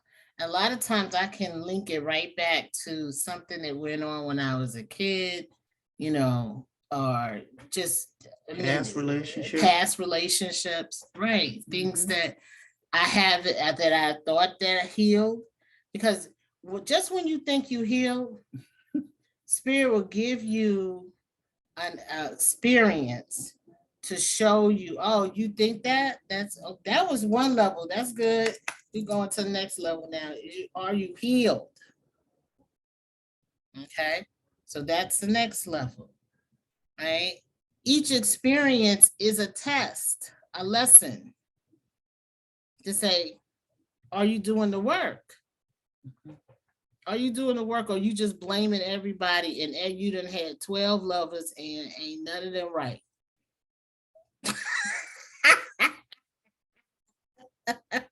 Okay, it's easy. At one point, before my beautiful wife came along, I was at 2 years was my limit. 2 years, you got 2 years, that's it. You's gone, right? So what made me stop at one time, because I told this girl, I was at a party and I said, girl, it's my fiance. She said, another one?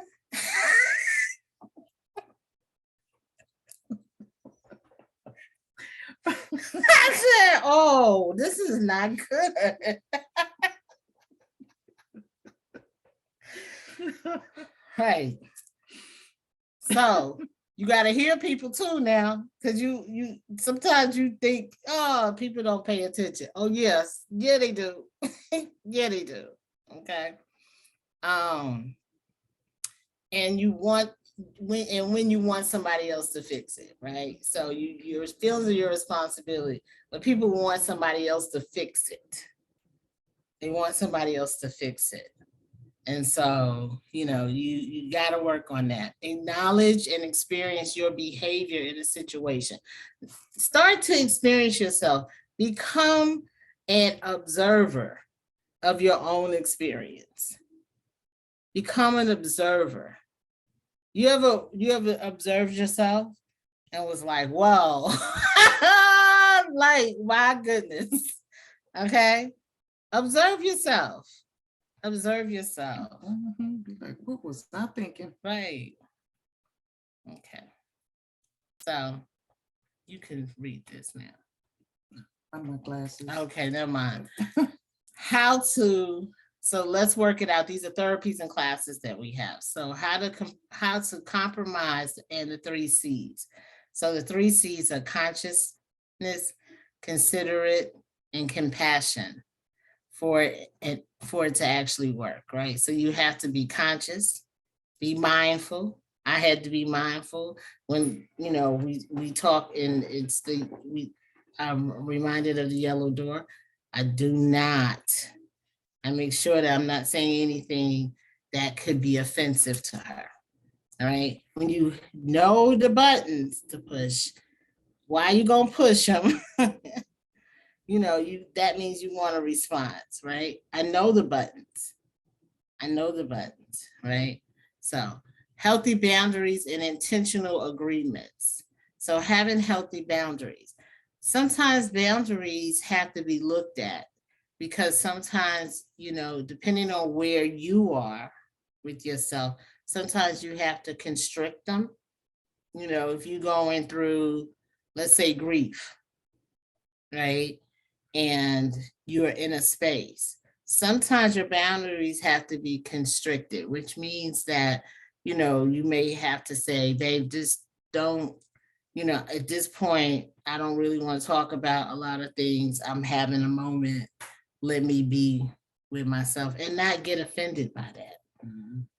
So that's constricting your boundaries. Then sometimes your boundaries are expanded, right?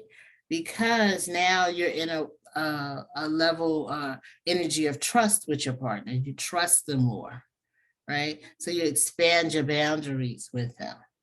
Okay. And then there's some people that your boundaries pretty much stay the same because of who they are and who they are to you.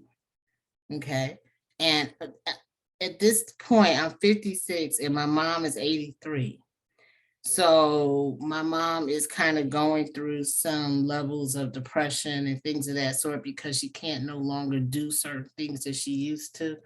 So, you know, she'll say certain things and I have to stop her because the boundaries. I'm like, Mom, we're not going to talk about that. We can't talk about that. So it seems like now I'm kind of constricting her boundaries with me because, you know, she is not in a healthy, well place. Okay. Where am I? Okay. The intimacy and integrity factor. So being integral, right? And having intimacy is very, very important because again, we talked about trust, beginning to trust your partner. And so we'll talk more about that. So this about trust and it's about safety. Big time, keeping you safe. The intimate partnership rituals and relationship journal. So if you're looking, we are spiritual coaches, advisors, having, you know, if you have a partnership and you're kind of looking at, you know, this thing with therapy is good for us, but we're also looking for a little bit more to be more connected spiritually, or how can we nurture each other's spirit, or how can I nurture my own spirit? It's very important to be able to nurture your spirit. I had to unlearn a lot of things. I had to unlearn to stop guilting myself. I had to unlearn, you know, that I am not responsible for other people's feelings about me. This, you know, the list goes on and on and on because we were raised at a different time where it was more about survival than it was about thriving. And so that creates a whole different scenario, you know, in your life. And renegotiating of intimate relationship contracts. So being able to renegotiate, looking at some things and going, that's not working for me. It doesn't work for me, right? So, I mean, we've had partners who have, you know, looked at, you know, poly as, you know, one of the things that they, you know, were thinking about doing, and they had to renegotiate their intimate had clients. relationship. You said we had partners. I was like, you meant clients. I met clients. Did I say partners? Ooh, okay. No pun intended. That was not. Okay. So clients, right? You know, just to renegotiate their intimate partnership contracts, looking at them, right? Because a lot of times partnerships are assumed. I assume you're going to do this for me, or you Mhm. assumed I'm going to do this for you, you know, Expectations. expectation, unvocalized expectations. You know, those are things that you can get caught up in. And you're like, well, I thought you was going to do blah, blah, blah, blah, blah. Why? Why? And without even being able to sit and talk to me about it, you know? So just because you with this person doesn't mean that you know everything about this person, right? And so those things need to be discussed. So I'm all about, sitting down and having deep rabbit hole conversations, so yeah. That's what we're all about. That's what we're here for. We're about having healthy relationships in Black queer, in the Black queer community. And I think it's important because we have not had, role models that we can look at, right? So make time to have heart-to-heart conversations. This is about your relationship ritual. Make time to have a heart-to-heart conversation. Whether you sit down and have a cup of coffee together, or you're just taking time out, even you can even do it on your date night, right? You may not want to be out the house, but because conversations can get real intense sometimes, right? But to be able to have a heart-to-heart conversation. Take time to hear your partners out and to make changes when needed. That's what relationships about. It's not being able to get in a relationship. You're an individual, but you have to make sure that you are, considerate when it comes to your partner. You have to consider some things. Okay. Creating a beautiful space with things that provide a loving and high vibration. Okay, every now and again, I like to light a little incense and have a candle going. It just adds to the ambiance and to the intimacy as well, right? So there's things that you can do to create intimacy, in your home and your life together. And then there's other things, flowers and essential oils and tea time and all that great stuff. And you always seal it with a kiss. You always remember that, this is my love and this is our life together. And so, blessed be. Blessed be.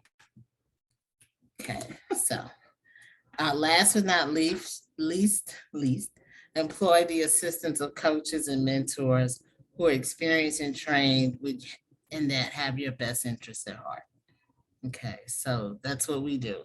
We were on couples coaching, which was a Between Women's show on YouTube.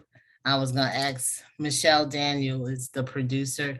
I was gonna ask her, for the show's slides or whatever, and see if we can get it back up on YouTube, because we had such a great response with it because it was just so real. This being so real. And that's all, folks. That's all. That's all, folks. So we did have somebody in the chat ask a question earlier on, Stephanie. She said, how do you get past childhood trauma that you thought you healed from now after about 50 or so years? And then we also had a comment from S'mores when you get done. Okay, I'll let you take that first question. It's not getting past it. It's more recognizing that's what it is. Trauma is, you just don't shed it. You still feel it. But the process to heal from childhood trauma is understanding, oh, that's what it is. That's what it is. And you're not blowing up the city, and the relationship you know, you're understanding yourself, you're understanding what it comes from, what it stems from. You're able to express this is what it is, without denying the feeling. So you're not pushing that feeling down, you're understanding the feelings that come up. Yeah, it's not giving up you're no longer giving up your power for it. Mm. Right? You begin to still, I mean, it's still like, you know, I'm healing from abandonment issues, right? But when it comes up, you still feel it, but then you recognize that's what's going on, right? You recognize that's what it is. And so when I needed, you know, for my partner to recognize that in me, so that this way she knew it was outside of her. It wasn't within the relationship. It was outside of her. And this created a trauma for me. And this is how, you know, I begin to work through it. Mhm. Okay. And also how your partner sees it, right? Because if you know about it, that means that, you know, you can't use that against somebody. You can't no longer get upset or mad about it because it's something that you know about, right? So what you do is you begin to see it. It's almost like that, you know, that commercial where the woman is going through depression and she has this little black cloud that walks with her. Mm. It's something like that, right? You know it's there, but it's outside of you. So this way, when you feel it, you recognize that's what it is. And then you can begin, what I said, alchemize your emotions around it. It no longer takes power from you, but it actually gives you power because you recognize that's what it is. Make sense?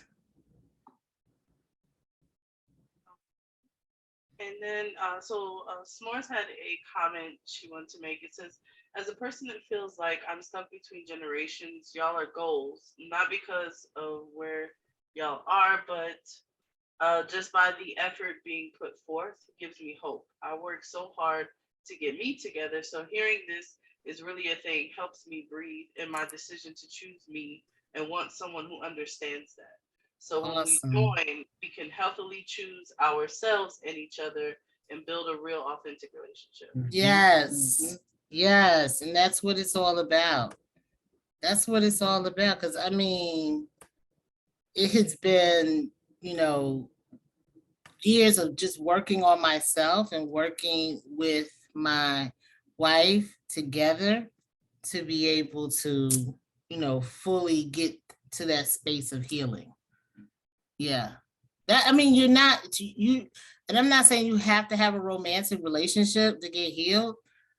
You can have an intimate friendship.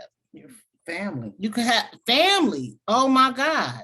Like when you start healing those relationships with your family, you in a whole different ball game. You in a whole different, like, because that's so close to you. It's so close to you.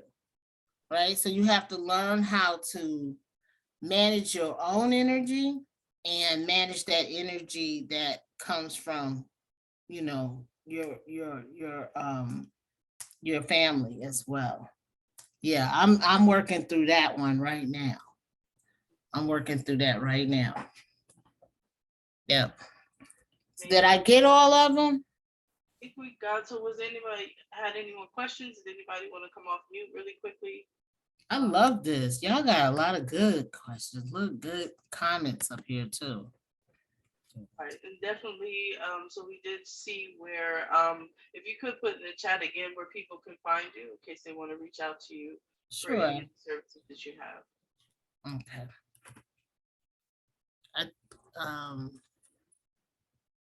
Anything else, y'all? Anything else come up on your heart that you can you have a question about? There's nothing There's no stupid questions at all.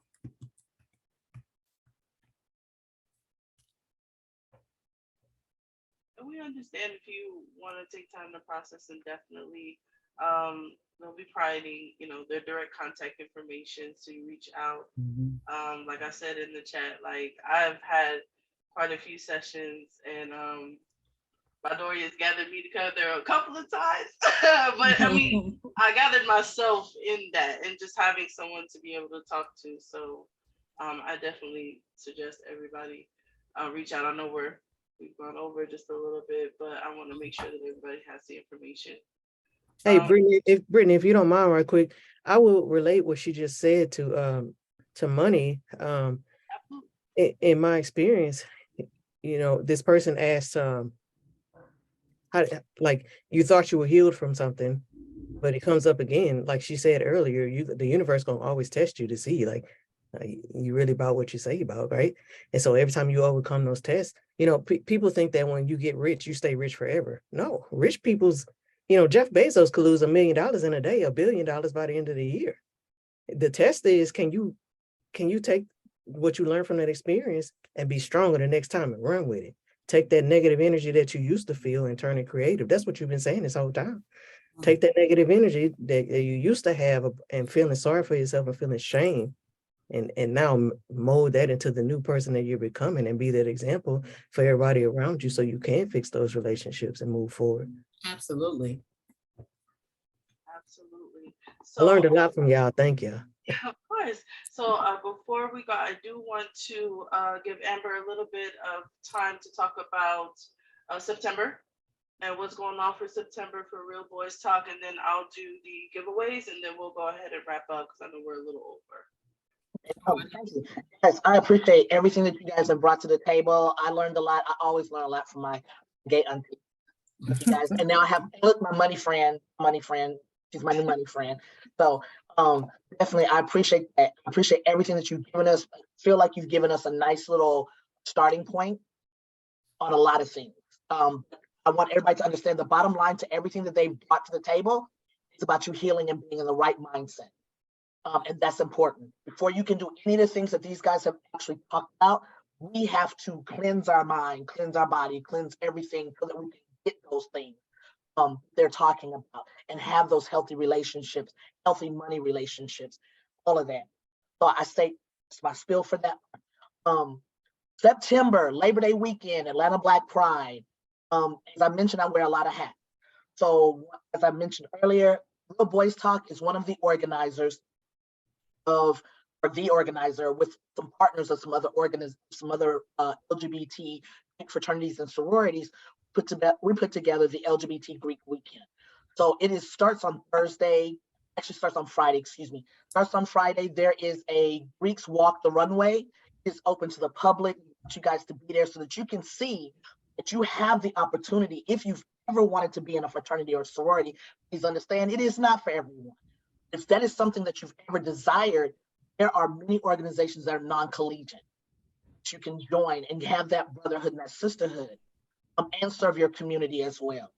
So those are opportunities for you to get to meet them at that. And it's also called Rep Your Set. So you're going to get an opportunity to see probate, able to meet and greet these different organizations. We also have, if you are a vendor, great opportunity for you to test out a new product. We have vendor spaces as well. We do a lot. One of the other things that we do is on Saturday, September the 2nd, we do a brunch for our LGBT Greek sororities and fraternities. What that is an opportunity. These guys work their behinds off all year to help shape our community, to help give us voices, for us to make sure that the things that are happening to us right now as LGBT individuals in the community, so we can make laws. They're on political levels. They're on all kinds of levels to make our community a little bit better. So please note, these organizations are fighting. And every year, I put together a brunch for them. Say thank you, because if you are in nonprofit, you understand it's a thankless job. And even though we feed the hungry, even though we mend the wounded, even though we might, hug those that just need a hug, it's still a thankless job. Okay. And so these guys work really hard. I like to say thank you to them. So they have a brunt. If you are a nonprofit and you want to have, you need volunteers, you're working on a new project, please go to I put the LGBTGreekWeekend.com on there. There's a spot called 5 Minutes Community Speak. We'll give you 5 minutes to talk about your organization, tell what you do, and get these guys to be involved in it as well. These organizations are across the country. So your voice is a nice marketing opportunity as well. So we do those things. One of the things that Benny did not tell y'all, next Friday, this conversation that you've heard, we're gonna take it to a whole nother level. We have studs and films. They're gonna be talking about subject matters that I might, as a stud or masculine presenting, I see it one way, and our films see it another way. How can we work to make sure that we are on the same level so that what the gay aunties have talked about, is having these healthy relationships and finding space for our partners and stop being silly and stop doing stupid shit, relationships, and get the boo-boo out of the dating pool, please, somebody. So that's what we're gonna be doing then. Is an amazing, I think I've done it before, many years ago. As a matter of fact, when great aunties talked about Michelle Daniels and between women, her and I did an event called Studs versus Film, and it was that same thing. We put the topic out there, and the viewpoints of one topic so different from what Studs saw that viewpoint and what Film saw that viewpoint. So we have to be able to take what gay aunties have talked about today. We're gonna put it on the table next week on some topics and see how we see I'm things so different. excited. So there's an opportunity for you guys to get that education as well. And once again, if you like what you've heard tonight, please let Brittany know. Please let her know, because the biggest thing is we can do a part 2. We can always do a part 2. Okay. Even if you are going to attend the event on next Friday, if you like what you're hearing there, we can do a part 2. Okay, because we want to keep conversations. I'm learning. A friend of mine who's very close to me now said communication is everything. I never thought about it like that. It's like, okay, Everything. I might say something, I might not. And like you said, there is that point where I might suck it in and not say nothing. Then my voice doesn't get heard with my partner. And it becomes a habit. And that's a no. So we do have to understand it and really work on communication. So there's that aspect as well. So I say all of that to say that Real Boys Talk is for our African-American masculine identified presenting gay females out here. We have health disparities. I'm gonna tell you this, my fellow studs, go get them breast checked. Go get those cervical, go get those pap smears. I know it's traumatic. I know it is. Put your legs in the stirrup. Can you come a little closer? Get it. I struggle with it myself. I'm trying to tell you. Anxiety is high, guys, but you must do it. You can't be a sexy masculine presenting. You don't take care of that femme body. Okay? Please go out there and do that. That is the biggest thing I want to leave y'all with today, because that's also a part of being healthy with your relationship as well. All right? That's all I got. I want to say something to that real quick if I can. Like, I think, I've been mass presenting since, dude, even in a skirt, I was that dude. You feel me? Like, it just was something about just taking the role of men in general, because I guess it was dropped so much in my life, and perfecting it in a way that women were safe. Because no matter what, to me, that was always my priority. Like, I'm not mass presented because I'm always going to talk with a deep voice, or sometimes it come out. Sometimes I'm a Scorpio, so the soft Drake come out and the hard Drake come out. It just depends on who you got that day. However, the need to take care of women, and I always say, I know I'm a female. Now I know what it means. Before I used to push it, she was like, nah. But it's not that I don't know I'm a female. I just don't identify with female issues. And why I say that is, you can't put me and my sister in the same situation and we both coming out the same way. Love her to death. She is a female. It's let me get an umbrella. Let me get a knife. I'm going to get the strap. Like, he gonna fight me. You feel me? It's gonna be one of those type of situations because in my mind, I know what it takes, you know. But also, like being traumatized and stuff, it led to the doctor being a very scary place for me. But I'm very open with my doctor because listen, man, when you go down there, I'm bound to cry. I'm bound to do something because I had PTSD and I learned early on that my triggers took me to that place. So like I went to hospitals and stuff and they wasn't able to restrain me. It was in my chart because it did more harm to me than it did help. So again, as a kid, didn't understand what all this is, but now that I'm working on myself, I'm able to articulate those things. So like I had to have surgery because I had fibroids. Now in order to detect everything, they had to do vaginal ultrasounds. When I tell you it paused and tears down my face, but I knew I needed to do what I needed to do for my body.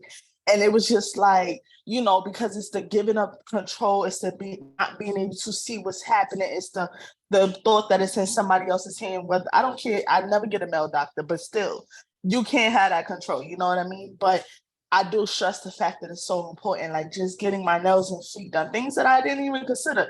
I'm from New York, love constructions. Those shit did damages to my feet. Like, you understand what I'm saying? But as I got older, and it's like, you know, now my family's like, oh, are you changing? No. But the glow is different. Like I attract now women, not little girls who think it's a gender role, who think I'm supposed to play this part in order to be, because now women understand if you take care of your insides and your outsides, you can take care of us as a whole. And I had to learn that. And that's the difference. Like, that's why I say, like, my generation of being in between generations. Like, I came right in when MASC was like, oh, you can only be a boy. You have to look as manly as possible so nobody could judge you. They hopefully think you're a boy so the discrimination wasn't there. Or now in this generation where honestly, sometimes they're a little too soft. They got some rules they're willing to bend. That's fine. To each his own. However, and being in between it, I'm learning what actually fits for me and to me. And all that really ultimately matter is I've already stood 10 toes in my ground. It's like when I streets. If you know me, you know me. If you know, you know. However, now I'm learning to take care of me where my beauty and everything comes from a different level. Because once you really do that for yourself, like how you sending a girl to spend $300 to get her feet done and your toes when she get in the bed with you is scratchy. Like that's crazy to me. Like you understand what I'm saying? But you thought it was right to send her to get her nails done with $300 and big niche. You out here, you wearing boxes with pads and no panties. So now you chafing down there. Make it make sense. They got Tommy Boy underclothes that still give you the masculine feel, but it's fitted enough to wear your proper products. Like I never used to wear pads, but after my surgery, I had to learn to adapt because I couldn't put nothing up there for a while. But at the same time, it was just like in that process, I had to learn in a way that made me feel comfortable. And like people are not willing to explore those options because they either scared, worried about the stigma behind it and stuff. So that's why I'm so excited. Like I invited like all of my family and stuff to this event next week. And like they're really straight and like they get a lot of information from me or they bank on some things I said when I was younger and grown. Yeah. And like I know their eyes are about to be open, but I wanted them to hear it from multiple people because it doesn't change who I am. Trust me. When I get in there in that room, whatever, trust me, she knows exactly who I am.